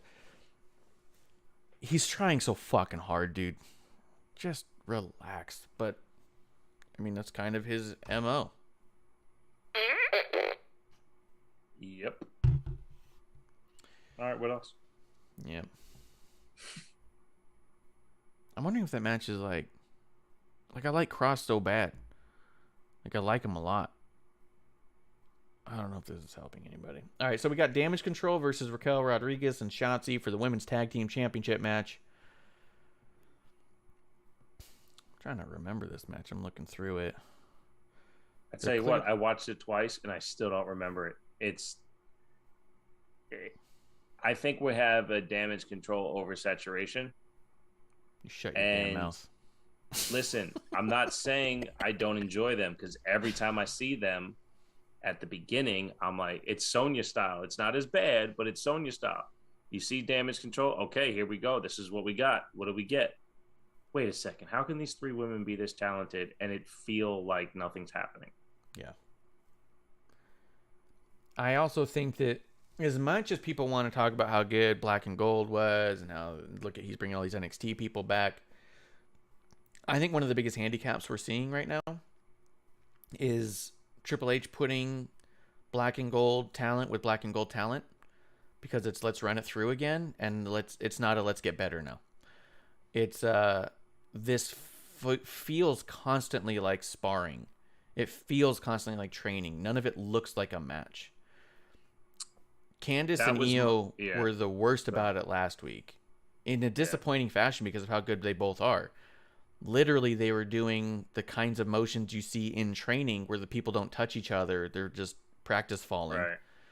And you're watching it going like, come on, like what the fuck is this? But I think that putting Shotzi, Raquel, Io, and Dakota, I think putting them together is the problem because they are so comfortable together, but they're not Sheamus comfortable, right? Sheamus gets comfortable with you, and he's going to knock your head off. Brett and Sean were comfortable in the ring and uncomfortable backstage. These are people who are comfortable with each other all the time, and they don't know how to turn it up a notch yet. So that's why you got to put them in there with people. Yeah, it's kind of like if you have a buddy and you work with your buddy, I know this because I work with my buddy. Where's the line? Yeah. Are we going to be buddies while we're working, or let's, you know what? How about we don't talk? Let's get through the work and then we'll talk afterwards, because you stay too much on that plane that it was before you clocked in. So I can see what you're saying, where now that they clock in and they're doing the job, you're still with your buddy and you're still being too much buddy as opposed to doing the job. Yeah. Yeah, I can see that. That's what it's sacrificing on the opponents, like you were saying last week on episode 1, and I think that happened this week too. Yeah, it makes them look bad for no reason. Where I think realistically, you put Io and Dakota in there with people who've been around for a while, like it or not. Be in there with a Dana Brooke. Put Dana and Tamina out there. Let Tamina knock them on their ass, and say, yeah, when you're in here, you gotta fight back, buddy. You know what I mean? Like, get them to toughen up, and so that way, when Io and Dakota are in a sense where they can take on Tamina left and right, that when they get in there with Raquel, they're like, hey, Raquel, we work a little stiffer now out there because we want everyone to see it, you know, like we're not playing anymore, but we'll take you out for drinks after, you know, like it feels a lot like playing. You see a lot of playing out there, and I think that's a total bummer. And I think the problem is he's putting friends with each other too much. Put veterans in there too, you know. And why aren't we seeing Xia Li? She kicked someone's head off one time. Yeah. She cried a little. It was rough. But, you know what I mean? Like, I just don't get it. Honestly, I do think, and I don't know when this is going to end, because I used to say it all the time in the Vince era, but I do think that there is this introductory phase that's been happening since SummerSlam. So it's only been about 2-3 months where this is everyone we want you to see. That's what I think this whole point of the faction stuff is anyway. But this is everyone we want you to see, because in essence, what is Damage Control really doing except being on TV? You know, they're not really building much, especially with Bayley not getting the title at Extreme Rules. So we're getting the exposure to Damage Control, but what is their accomplishment? What is happening besides being exposed? And what other challengers are coming towards Damage Control? It's not. So I just think there's a chance, and this isn't me sticking up, it's trying to make sense of it. Is this more about exposure until they do hit the ground running on more stories? You know, because that's what's happening with Hit Row and Legato right now. You know? Yeah, it does feel like exposures for exposure. I gotta pee. I'll be right back. We had Ronda Rousey doing a backstage interview saying she doesn't care about the fans. She didn't come back for them. She doesn't want to win for them. And she was not going to do an open challenge, but she's probably doing an open challenge next week, it sounds like. So there's that. And I think Ronda did fine. And I don't really think there's much else to say there.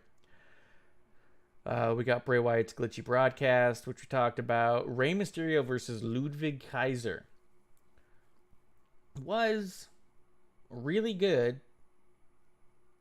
But there's part of me that still just wasn't. I mean, does every leader of a faction storyline have to be that, oh, you have a chance at my title, so now you're going to go through all of my cronies and then get to me?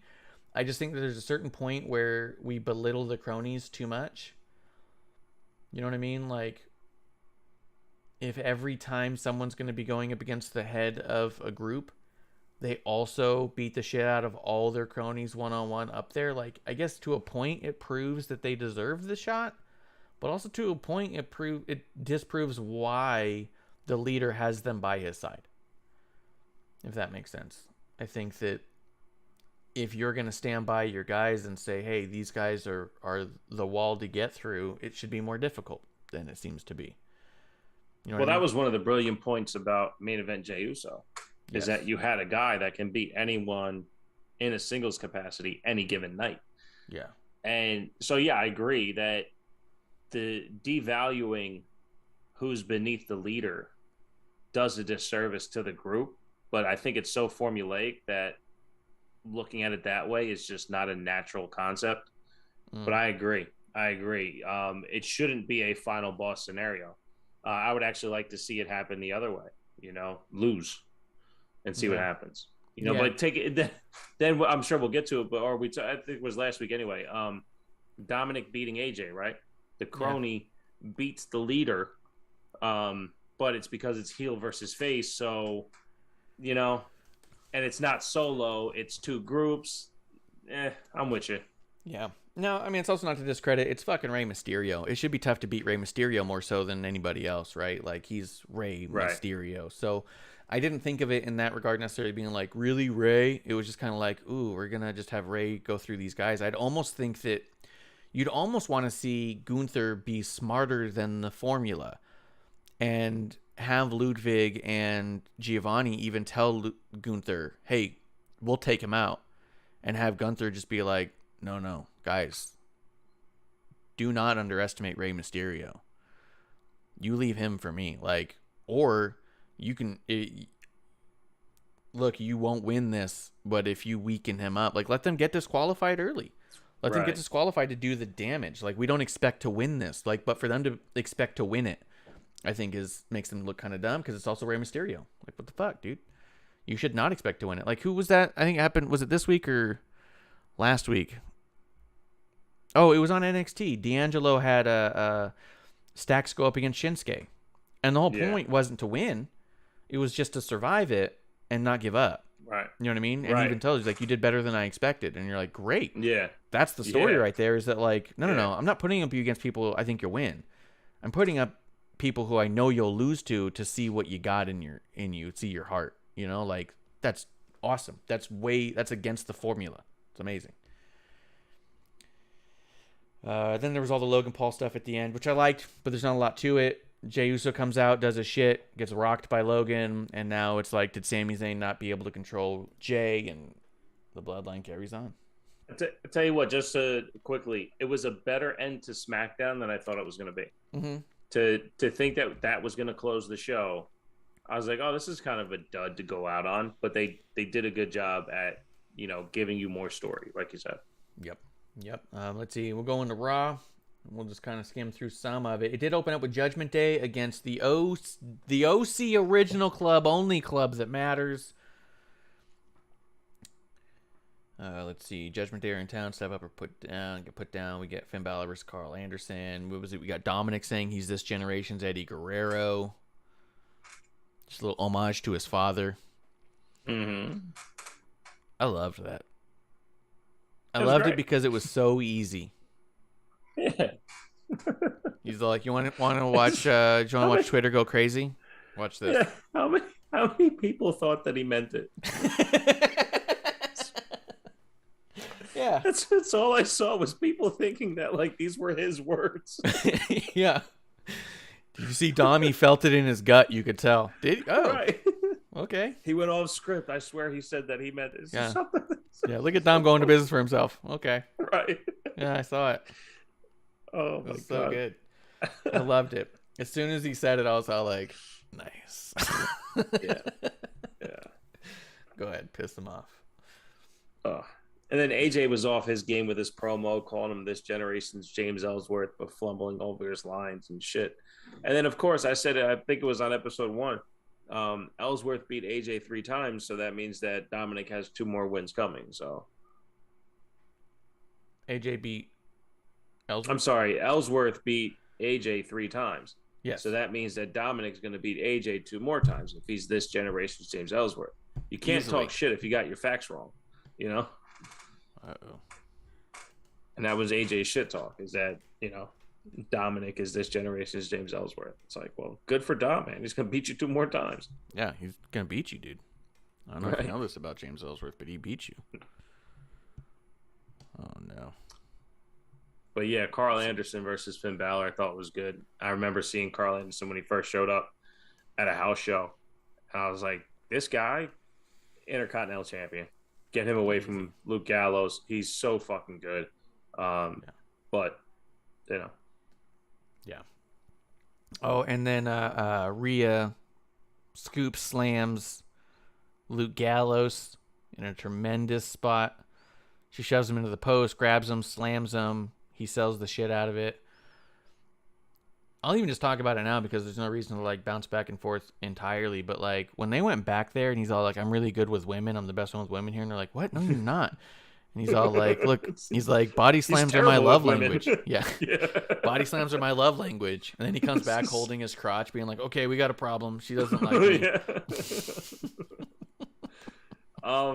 A little insight into what wrestling is. IWC Wrestling Fan Universe. Watch the replay of the body slam. Yes. And look at Luke Gallows' right arm and how he's pushing off of Rhea's thigh to give her the support to allow it to happen. That's what helping your partner is. That's what the dance of wrestling is. And it's not taking credit away from Rhea at all. Yes. But wrestling is working together to create the moment. So when you're watching your favorite wrestlers do their thing and they're waiting for their opponent to do the move to them without the assistance. And the one I hate the most is the Hurricane Rana, where they Hurricane Rana and then the other one flips. It's like, you finish the move, now you flip. No, you're not working in unison to do these things.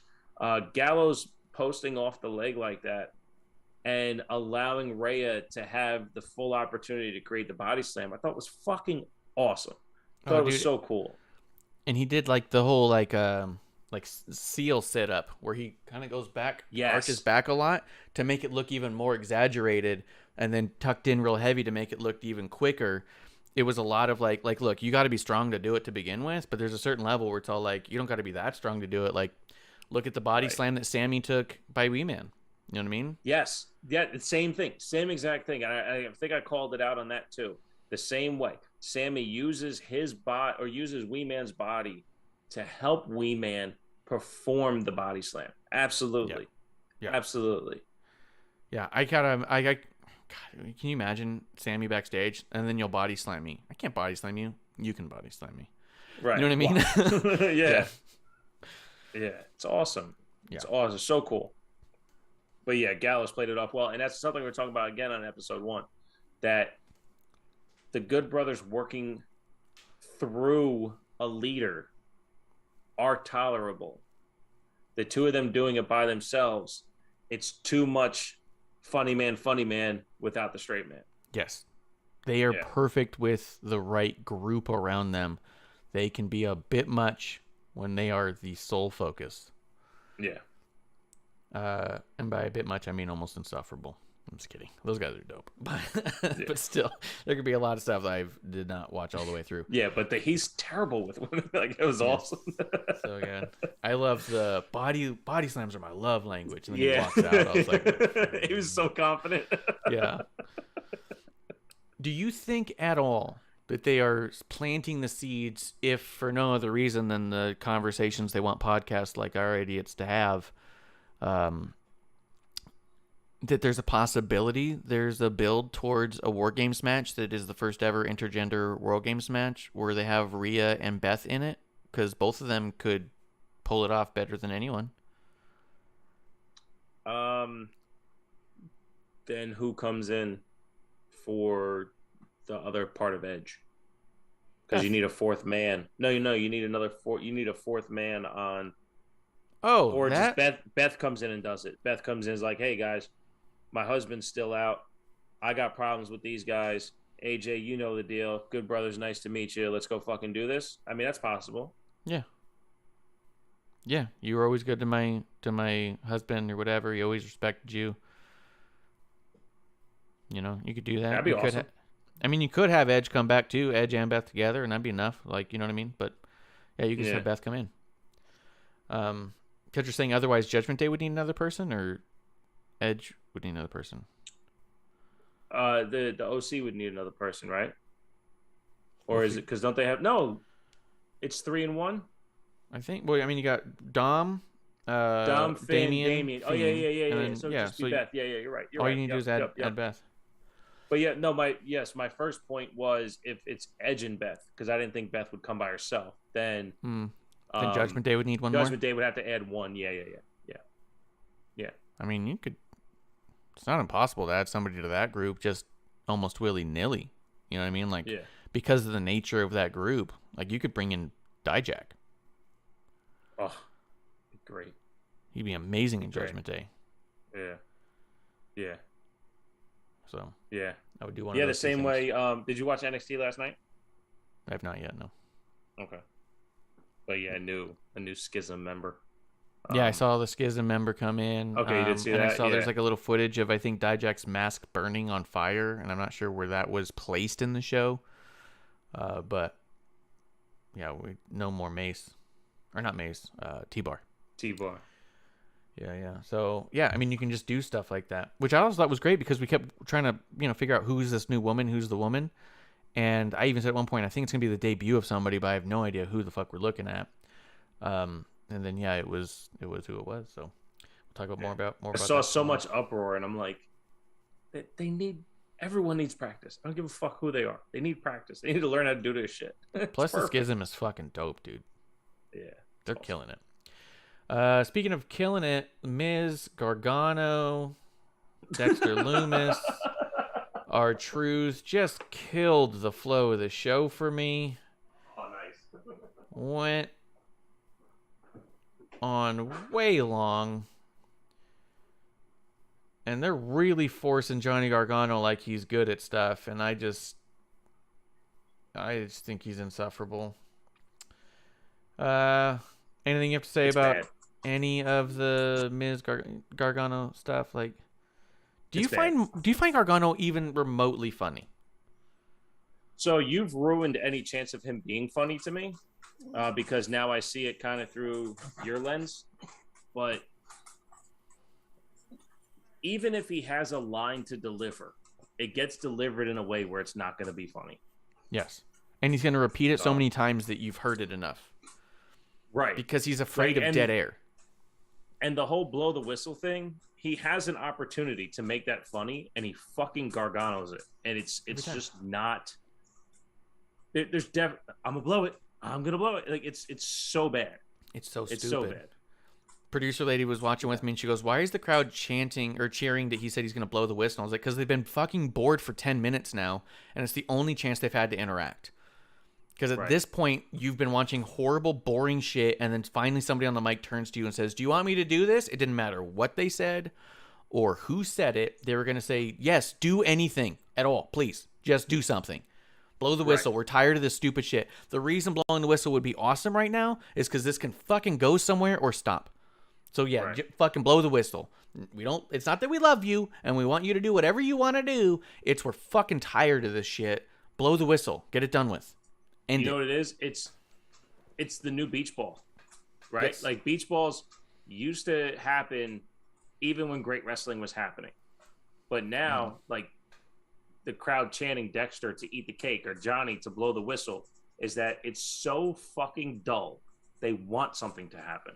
Yes. Not out of disrespect of something happening. Because I do think people are a little bit more engaged now to what is happening. Yes. Yes, I agree. Justin Time's in the chat. What up to this dynamic duo? He says, cheers to Justin Time. Cheers. Let's see. Candice LeRae. Oh, her Kathy Kelly thing with damage control I really liked. I did think it was very interesting when the way they cut the thing where Bailey says, she's like, shut up, get out of here or something like that. And she shoves the camera down and so you don't see a beat down at all or anything. So it does lead to a lot of question marks. Did they beat her down? Did they not? Are they faking it? Is Candice going to join them? I think there's every possibility, and to be honest, I think that the Candice character could really use being part of a group because she does feel really aimless right now. She is just this pixie, and we don't know why. And she's really good with no direction. So I don't think I'd have any issue with her joining Damage Control other than how many people do you want in the one faction, you know? Yeah, I just don't see them doing that because they've given Johnny and Candice almost Bray Wyatt type latitude. So, yes. Yep. We had Matt Riddle backstage with Elias. Elias was pissed at him, nearly smacks him with the guitar, but then Gable and Otis show up. I'm digging the Elias stuff, and I dig Chad Gable. I still just don't find Riddle funny, but I can recognize that what he's doing is working. it's good for Elias to not sit out there by himself. Yeah.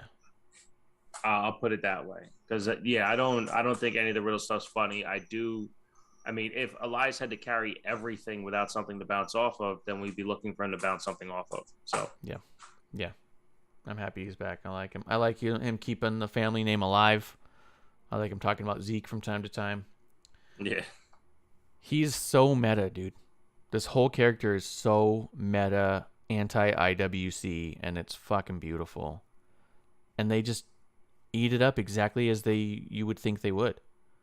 I love how his real beard is so short that it looks fake. Yes, it's amazing. It's awesome. Yeah. And everything that they did, because you knew they were trying to elicit certain emotions from this stupid crowd, was exactly what you would expect. There was no rebelling. They fell for every single bit, and it was amazing. Oh, yeah. Yeah, for sure. Even the rebrand. And then he'll come back as a babyface because he'll be back to the way that he was always supposed to be. And everyone's like, yeah. Right. Oh, my God. Which his modified drift away now because it's not a crossroads looked awesome, too. Yeah. We had Theory versus Mustafa Ali. I don't know why Theory's just getting the shit kicked out of him all the time. Although he did win according here. According to Justin Time, he's the Money in the Bank winner, so he has to get his ass kicked all the time. I know, and I think that there is something to it to a degree. There's a certain level of the guy has the briefcase because he's not supposed to be the champion. So it creates a big underdog moment. So when he cashes in, it's like, oh my God, can you believe this loser's the champion?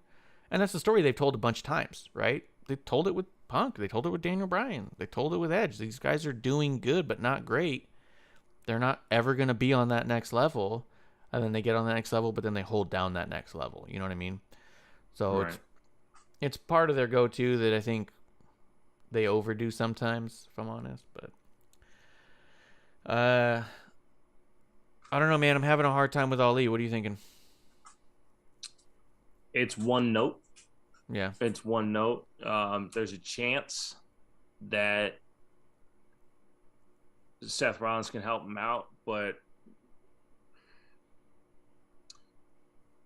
Cody, Edge, Riddle were all better off at the end of the Seth Rollins feud. Cody, Edge, Riddle were also better at the full complement of wrestling than Ali is. Ali can probably out wrestle all three of them, like move for move and style for style. However, he's fucking phenomenal. But I think the character work and the essence of who that person is, because even Riddle, when Riddle debuted to who he was by the time he touched Seth, it's a completely different person. Yes. He grew completely through it, and it really, when he got rid of most of the goofy towards the end of the RK Bro run, he became basically who he was in the middle version of NXT. Yeah. That Riddle plus his more refined skills, he's a way better performer and so much easier to root for as a wrestler. And that's what Ali needs to do. He needs to gravitate towards some type of character that can build during the Seth Rollins feud. Yeah, that's a great point. Great point. I do think that it's going to take a little bit of humbling, because I feel like that every interview I ever heard him talk sounds very much like, well, what is John Cena going to teach me that I don't already know? You're like that's kind of the attitude you hear from him. Yeah. And so I think it's going to take a little bit of humbling, which I don't think is hard to grasp. I think that he could easily humble himself enough to learn and become next level and be what he believes he is and that he's capable of being, for sure. Like you said, bell to bell, like, you're right. You probably out wrestle most of the entire roster. But you have to sit back and also acknowledge maybe there's something you're missing, as opposed to just saying you're just not given the chance. The only difference between me and you is they let you on TV whenever you want. No, there's other differences. There's a reason they're let on TV every time they want. You know what I mean? You have to acknowledge that the only difference between me and you is that you're on a high level of greatness that I haven't achieved yet, and I can learn from you. That's the difference. You know what I mean? So hopefully I want to see him be amazing on the other side. Gargano backstage with JBL. JBL just crushing him. Gargano came off like such a petulant little piece of shit. That was my takeaway. As soon as that whole thing I watched, and I was like, I hope Corbin just beats the shit out of him. Like, what a fucking attitude this fucking good guy's having right now. It is a little. That's. You're so right, and you do probably the best job at bringing this up. The nuance between how they're portrayed and how they're acting. You know, you were on it with Drew McIntyre from the beginning. You're a babyface, okay, but why are you such a heel? And that's what Johnny's doing. He's being presented with fanfare, but he's an arrogant prick to everyone. Yep. And the thing is, character-wise, why is he that way? Yeah. When John Cena was that way, he was winning titles, and you know what I mean? Like this arrogance. He's barely winning matches, and finally he got his fucking teeth knocked in. But I'm with you, man. For Johnny to be presented this way, with literally a backstory of what, 2 months now? Yeah. Not 20 years. You tell us he's been wrestling for 20 years. Sure. What have we seen? Yeah. Especially, and we're NXT guys, right? Yeah. But besides NXT, what have I seen of Gargano? Nothing. And what did I see in NXT? I wasn't impressed. So why would I be impressed now? Yeah, absolutely. And Corbin changed his outfit without leaning into the heat of the IWC. So that was a good move. We'll get there because I'm running through my list here. I skipped all the almost stuff. I didn't pay any attention to it because it was just him against 4 local dudes, and I knew what that was going to be, and I just didn't care. Not that it probably was bad. It probably was a great job on all people's parts. But it was just kind of doing other stuff and didn't feel like that was something I was going to focus on. Miss anything? Nope. Was what it was. Mm-hmm. Elias vs. Gable, badass. Loved it. Otis getting involved, nice. Elias is so good, dude, and Chad Gable is so good. Here's 2 dudes of varying sizes, both pulling their own weight. That's going to come up later. I think Elias is an underrated athlete in the ring. Mm-hmm. By a lot. Yeah. He's one of the but most I've always athletic been guys, I think. I've always been a fan. Yeah. I've always been a fan. So I just like watching him wrestle. So I'm cool with it. And Gable has become maybe Ziggler level solo performer right now. Elias? Like he's Gable. Oh, Gable. Yeah. Gable I think is Ziggler level dependable, Ziggler level execution. As of late, Ziggler level character work. He's probably outperforming. Yeah. But this Gable can really do anything and everything for himself and his opponent. I think it's awesome. Yeah, I think it's awesome. He's amazing. Every time he's coming out, and the other thing is, like, he's so easy to underestimate, and he's so easy to underappreciate. And I'm not trying to say that in a bad way. But I'm saying every time he even comes out, you go, oh, this will be good. And every time, halfway through the match, you go, God damn, he is so good. Like, here's you the point. Can't help but forget every time how good he is. So the way you said it, he's easy to underestimate. He's easy to overlook, right? Mm-hmm. As this heel in this character, you don't respect his wrestling because you don't respect him, right? Yeah. So at first you just don't like him, don't want to see him.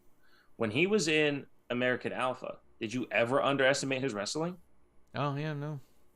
You know what I mean? So like you underestimating him, the majority you underestimating him is a testament to his character work. Yeah. Because we never did before. We always knew he could fucking wrestle. American Alpha is fucking legit. Those guys were awesome. They were fucking amazing. So, yeah, I think the underestimation is just a testament to his character work. Yeah, I agree. The OC thing happened. We talked about JBL is in ring. Talks about we're getting bot spammed right now. Yeah, girl. Sup? Hot Get girls. JBL's in the ring, and JBL Wait, should I again. fall for that? Let me go fall for that. Give me a second here. I'm gonna go fall for that. Yeah, tell me how it goes. JBL's promo work is so high level that I think that people should be like really paying attention to this, because this whole match he put over Johnny Gargano so much. Look, this guy's tremendous at what he does. He just was in single A baseball for so long. You know what I mean? Like, he was so minor league for so long. He goes, it's not a testament. That's an indictment. Like, the guy's clearly good. So he also was putting over why Baron Corbin might be struggling with him in this moment. But he was also saying at the end of the day, he's not Baron Corbin. Corbin's going to come out on top, right? What Corbin has a factor that Gargano doesn't. What is that? Is it superiority? Is it size? Is it just he's managed by JBL? Like, there is a factor about Baron Corbin's not going to let him lose this match. The other thing he does is when he trashes a town, he does it in a clever way. He doesn't just say, your sports team sucks, mine's cool. He doesn't just say, you're fat and you're ugly. He uses a lot of ways to say those same things without saying them so corny. And a lot of heels, it was what I complained about with Edge when he was doing the heel work with Judgment Day. He goes, you guys are all just disappointed because you look in the mirror and you see yourself. And you go, all right, that was a really, really poor way to just say that you think we're ugly and fat, and we get it. But for JBL, the way he says it all is so nuanced that for a second you go like, did he just call me fat? You know what I mean? Like, it takes a second. And I think that too many people take away the message and not the delivery when they're trying to emulate guys like JBL. Yep. You are correct. This match in and of itself was a massive testament to how amazing Baron Corbin is. You could see Corbin having to readjust how he does everything because he's not used to wrestling with children. And I only say that because he has kids who I think are larger than Johnny. But I am saying, when Johnny stood next to Corbin, the size difference was so ridiculous that it looked like watching a father wrestle his son. And Corbin did everything he could to legitimize that. You could even see the way he was slamming him. So you got to hold up on the hip and the shoulder on a lot of stuff. Watching Corbin have to bring his arms in because the length of this guy was just so small, and trying to overcompensate or undercompensate the weight because he's used to pushing off on three. He's used to fucking wrestling Braun Strowman and Roman Reigns. And now he's fighting a 5'5", 150-pounder. I know they say he's 195 when he comes out, and I laugh hysterically every time they do because I always forget the joke. And then they say it, and I laugh because I go, that's just not true. Right. That is such a struggle. If you're going to tell me Finn Balor's 175, and you're going to tell me Rey Mysterio's 180, and then you want Gargano to walk out there and tell me he's 195, fuck off. Yeah. But this match made Corbin just that much more amazing. Gargano looked like an absolute fucking clown when he's putting on the fucking hat and dancing around as an arrogant prick, asshole, not taking his own fucking job seriously. When he gets back in the ring, there was a moment there where I was watching and I actually went, why are they making JBL look like a little bitch? Why are they letting Gargano bitch out JBL of all people? At the end of it, it all kind of clicked for me. I went, oh, JBL's just that smart, right? Because JBL's watching this and he's aware of everything. My guy has to win this match. And if I punch this little pipsqueak in the face and that referee who's counting sees me, that match is over. And he goes, so this guy's going to get his comeuppance in a minute. He waited for the moment when the ref had his back turned to cost Johnny the match, take his hat back, and be like, you don't fuck with us. You know what I mean? And then they just walked away. They didn't even lay it in afterwards, which I thought was great. For them to be like, we got our win. That's what we came to do. Teach you a lesson. Right. You know? I thought the JBL Baron stuff was amazing. No, absolutely. I think it's a diversion or a divert, I should say, from what we talked about last week, how the Garganos get to be on TV in the Gargano fashion. Yeah. So I was a little curious that they used Johnny for this.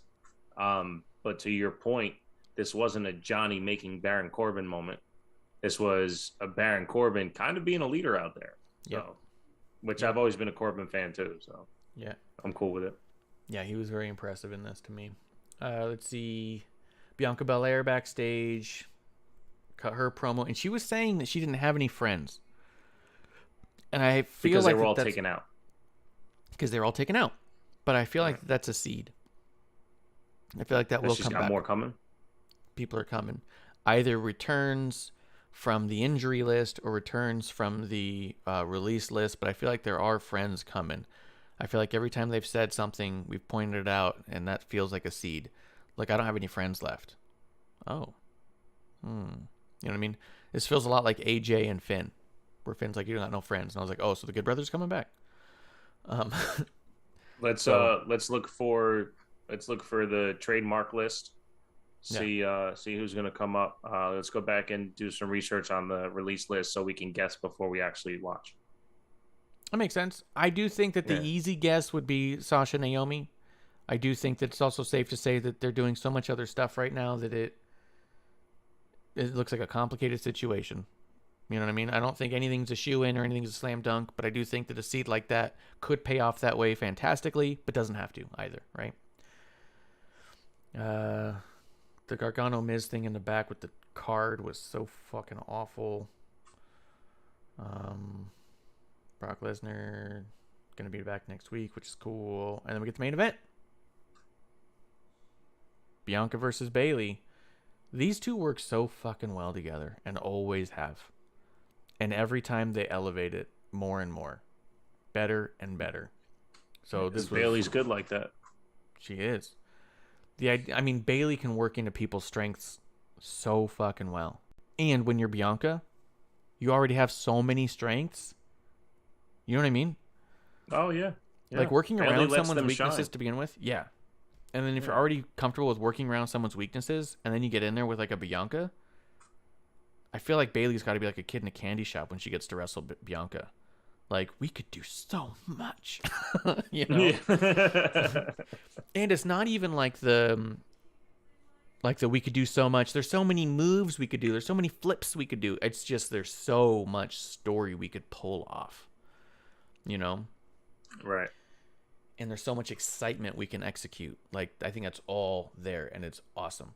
The end of the match does come from the return of Nikki Cross. They say Nikki Cross. She does a cross body. Nikki Cross body. Onto, who was in the back there? It was Dakota, Io. And the referee. That's who it was. Which Nikki runs in, beats the snot out of everybody. I liked how that was executed. Yeah. I liked how that was executed. Upon replay, it was a little more obvious because I knew the crossbody was coming. But the referee is never in that particular spot, and I thought it was awesome. Yes, to use the referee that way. Nikki goes in, beats the snot out of Bianca. Then they're like, oh my God, what's going on? Bayley rolls over, gets the 3 count, wins the match, wins the title, new Raw Women's Champion. And then Nikki runs back in to beat the snot out of Bayley as well. Just so you know, this isn't an allegiance thing. This is a chaos thing. Nikki's back and she's here to give chaos. Nikki wants to play. She came to play and chew bubblegum, and she's all out of bubblegum. It is spooky season. Spooky season. So Jessica Carr she came down, gave the pin, she went for the belt. They didn't give her the belt. They allowed the Nikki stuff to happen. Yeah. And Bayley wasn't announced as the new champion. They went off of TV. Is Bayley the new champion? Yes. The count happened. Jessica Carr's never wrong. But it wasn't announced, and it wasn't on TV. I thought it was on their WWE.com Twitter. Did they not say "and new" at any point? Well, I didn't follow Twitter, but I'm just curious because the TV version didn't have that happen. But I'm here for it if that's the case. What the fuck? But yeah, Nikki being back is awesome.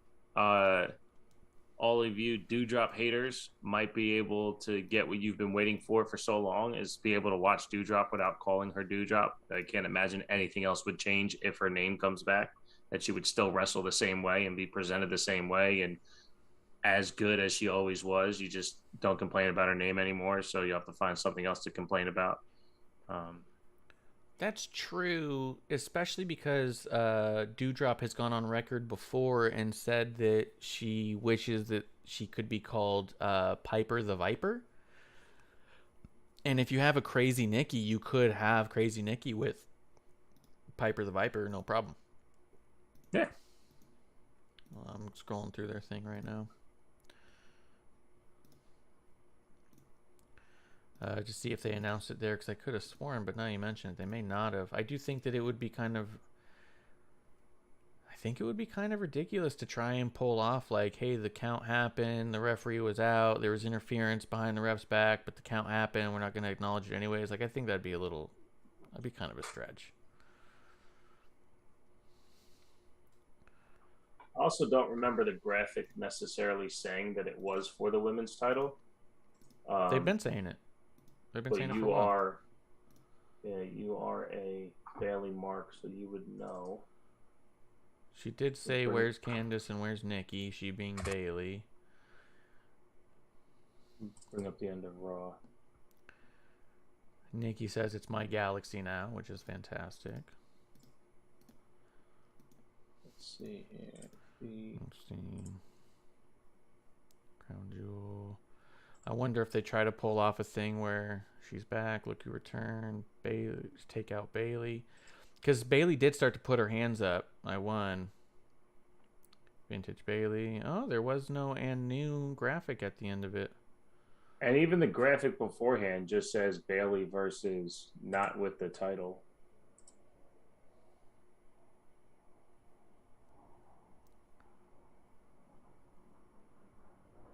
Which just means they're going to run it back again for the title. Probably, right? Is that what they do at Crown Jewel? Yeah, I guess so. Which is also a bummer because that was the whole promo last week was I want your title and I'm going to take it next week on Raw. You know? Yeah. So if they did just kind of like Uno reverse that. Right. Yeah, and even here, WWE puts how will Bailey fare against Raw Women's Champion Bianca tomorrow night. Champion may have thought damage control. Let's see, I'm pulling up the WWE.com thing as they do. We'll go one-on-one with EST once more with Retribution on our mind as well. Whoop, damn it. Perhaps another chance. Wait, with Retribution on her mind as well as perhaps another chance at the Raw Women's Championship. So if she wins, she gets a title shot. That's what it sounds like. That's what yeah, even the hashtag it. for the match. The hashtag for the match was Bianca versus Bailey, not Raw Women's Championship or Raw Women's title. All right, so they duped me. Those sons of bitches. That's how invested you are, bro. So stupid. So stupid. I hate this. I'm wrapping it up. You just want Bailey to be champion? Just be champion already. Nikki being back, though, is really fucking cool. I'm excited she's back. I think that's going to be really good. The Nikki play thing, that's something I still play for people sometimes when they're all like, oh, you know, you watch wrestling, this and that. You know, I'm always like, I'll pull up the Becky doing an open challenge and Nikki showing up from NXT. Hey, Becky. Want to play? I'll play with you, Becky. It's so fucking creepy, dude. That's my Halloween season. I watch Nikki's promos. Let's do it. She's the best. Yeah. She's amazing. What are the chances? Go ahead. What are the chances? Because I was using the restroom, a.k.a. the utility sink in my basement, when you brought up Ronda. What are the chances that we're all extremely disappointed at the Open Challenge? Yeah, it's going to have to be. Right? Yeah, I don't think they could do anything that would work unless you had like a Nikki show up and actually win out of nowhere because she was vicious as fuck and everyone said, what the hell just happened? Like that could be Nikki fucking already, cool. Yeah, but Nikki already happened. So there's only, like 2 or 3 more people left.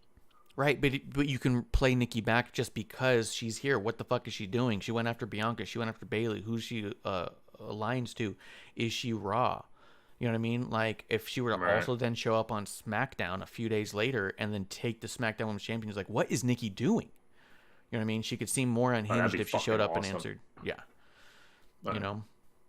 So I think you could pull it off where it would be crazy and awesome, and she's insane, and even if she loses that match, if she loses it because of disqualification, because she's just going fucking rabid, like, what is Nikki doing? She's impacting all these championships and doesn't even want one? Like, this is just chaos. That'd be awesome. That'd be awesome. Yeah. They're like, this is insanity. Yeah.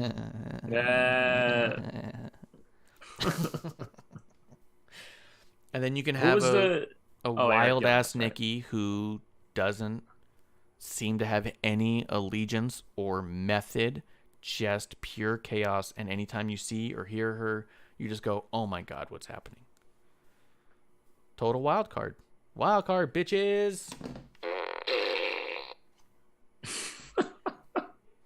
Yeah. You know what I mean?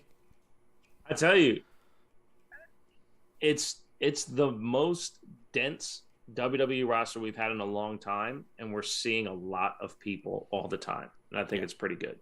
Without feeling clustered. Yeah. You know? And none of the factions feel like factions for no reasons. Right. Because I think it was Splinter Fox gave me a lot of shit on Thursday where I was like, yep, you can build another faction here. This person can do another faction. And he goes, didn't you complain when AEW had all the factions? I was like, yeah, because it was factions for no reasons. None of them went anywhere. None of them made sense why they were even together. It was just put these 5 people together, have them go out there every week and seemingly be split off. And it was just chaos the way it was booked. Yeah. I mean, the Inner Circle had a tag team who never wrestled, a bodyguard who never bodyguarded. Yeah. You know, and like 3 other guys who didn't fucking do anything. But if we're they on like did the 4th something, iteration of it. Like, if they did something, you know, a la the Bloodline, they have 5 members. 1 is a double champ. 2 of them are 6 members. 2 are double champs as well. 5 members. I don't know. Here's the deal with Sammy Bloodline. and Solo, but like the thing with those other ones, none of them made sense on why they're together. Like, okay, why is this person here? Well, just because. Right. They made sense on how Sami Zayn became part of the Bloodline. Sami Zayn joined a family who are together because of their blood, named off after their own background, named after the fact that they are bonded by blood, and they made sense on how Sami Zayn could join that family. They made it make sense. They didn't just put him there for no reason because we want to get him on TV. Right. You know what I mean? Perfect. And that's the big difference. Perfect explanation. That's what I was going to say. Yeah. That's exactly what I was going to say. Yeah, I bet. If you can put Sami Zayn in the Bloodline and make sense of it, I have a lot more faith in your ability to add someone to Judgment Day with it making sense. So maybe that's why Bray Wyatt came back, is because they saw that they made sense of Sami Zayn joining the Bloodline. And they're like, you know what? If they can make this see-through pale Canadian guy join a incredibly thick-blooded Samoan family, make sense? They can handle my character. Yeah. Boy, howdy. But yeah, I'm excited to have the return of Nikki Cross. Let's play. Let's do it. Anything else you wanted to throw out there at all? No, I think everyone needs to sit back and relax again, man. Again, I'm done listening to podcasts until Bray Wyatt wrestles. Because if everyone's going to keep speculating what the next character or iteration or promo means and all that stuff, it's just not as fun, man. Like, watch and see what he wants us to know.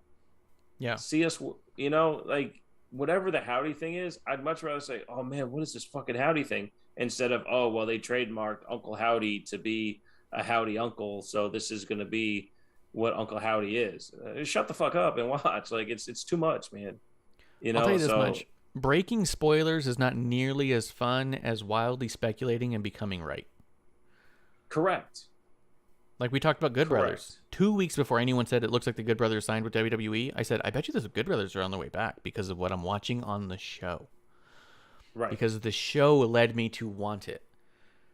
And then the dirt sheets the day of were like, we think that they're going to show up right now. Do you? Because I thought that a week and a half ago when they said it on TV that led me to believe it. So it's either you guys don't watch and don't pay attention and have no reason to speculate, or you just wait till it's already obvious and then go breaking news, you know? So like, yeah, the trademark stuff. I like talking about what I'm watching. I like having the conversation of wildly speculating, making up our own rumors, and then being right just as often as the people with the inside knowledge. Yeah, I mean, that's like what I just said about Dewdrop. Like, if she comes back as Piper Niven or Piper the Viper or anything like that, it's not a wild guess to have that guess.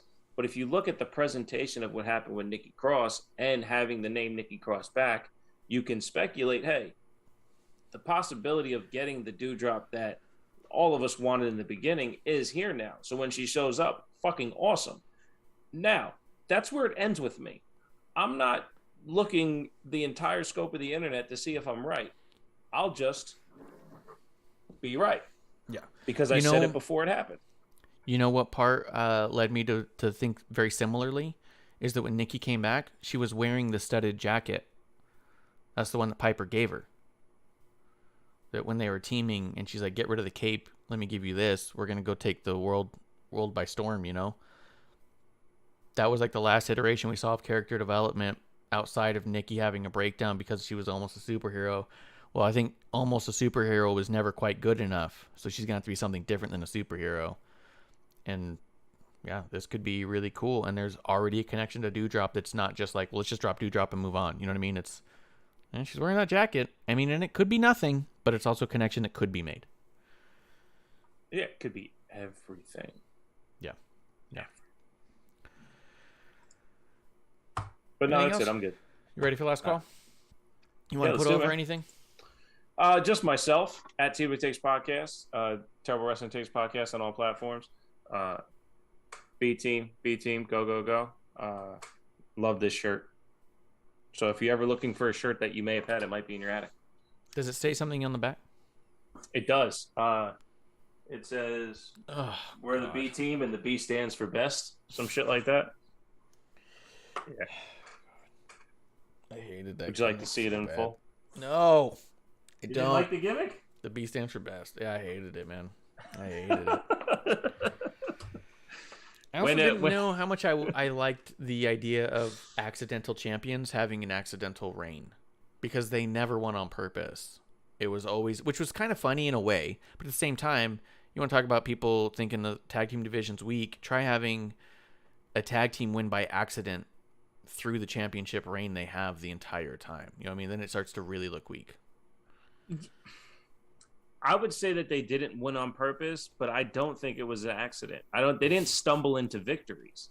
You know, they walked ass backwards into a few. They always were surprised by their own wins. Right, right. But it was never by like the opponents looking weaker. It's like, oh shit, we actually did this. So I don't know. I was always entertained by it. But when I went online to get it, of course it was during the clearance thing, and all they had left was 3X, and I'm usually at 2. I was like, you know what? I'll dry this thing 100 fucking times if I have to. I need to shrink the fuck out of it. I'm wearing this. Oh, it's not shrunk yet? Fuck it. I'll just wear it around the house or wear it to bed. I don't care. Yeah. But, yeah. I have a couple shirts that are way too big that I wear around the house just because the shirt's just too fucking good. Yeah, I just love it. The fact, I mean, they were drawing this on the stage, and then they turned Sharpie marks into a fucking print. Yeah, that's the one Sammy shirt I regret not getting. Was the I Am Sami Zayn that Big E drew. Yeah. So good. It was so funny. I kept thinking I was going to catch it, and then one day it was just gone, and I was all like, all right. But I do have like a dozen other Sammy shirts, so it's not like I can't support the guy. It's just that's the one where I was like, all right, well, that one got away.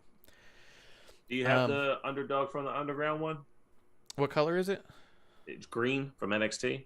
I don't think I have the green one, because I have one that says that, but it says it on the back. The front's black, and it's him dancing. I don't have the green one.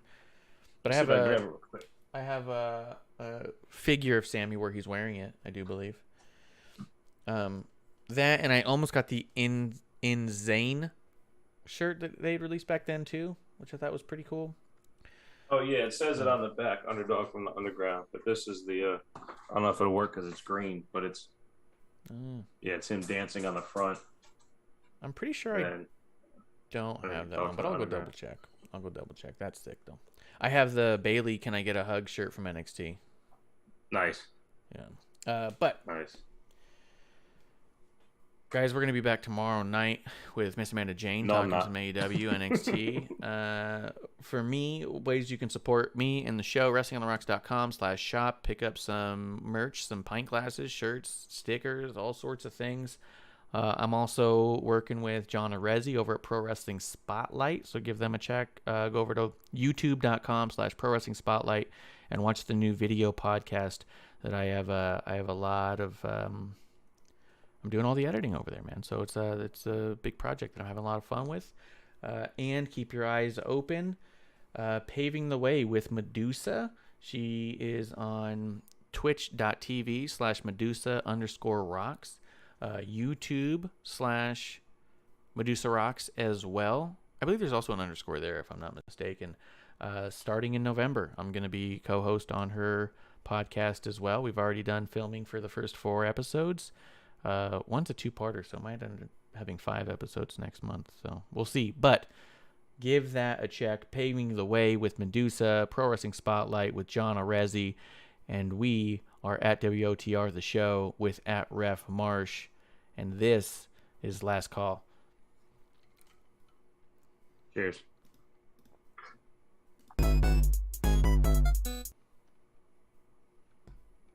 Continue to support us or buy us a drink by following and putting the I in subscribe on Twitch.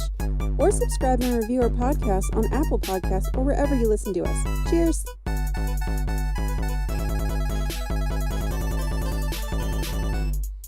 I would never have a drink with wrestling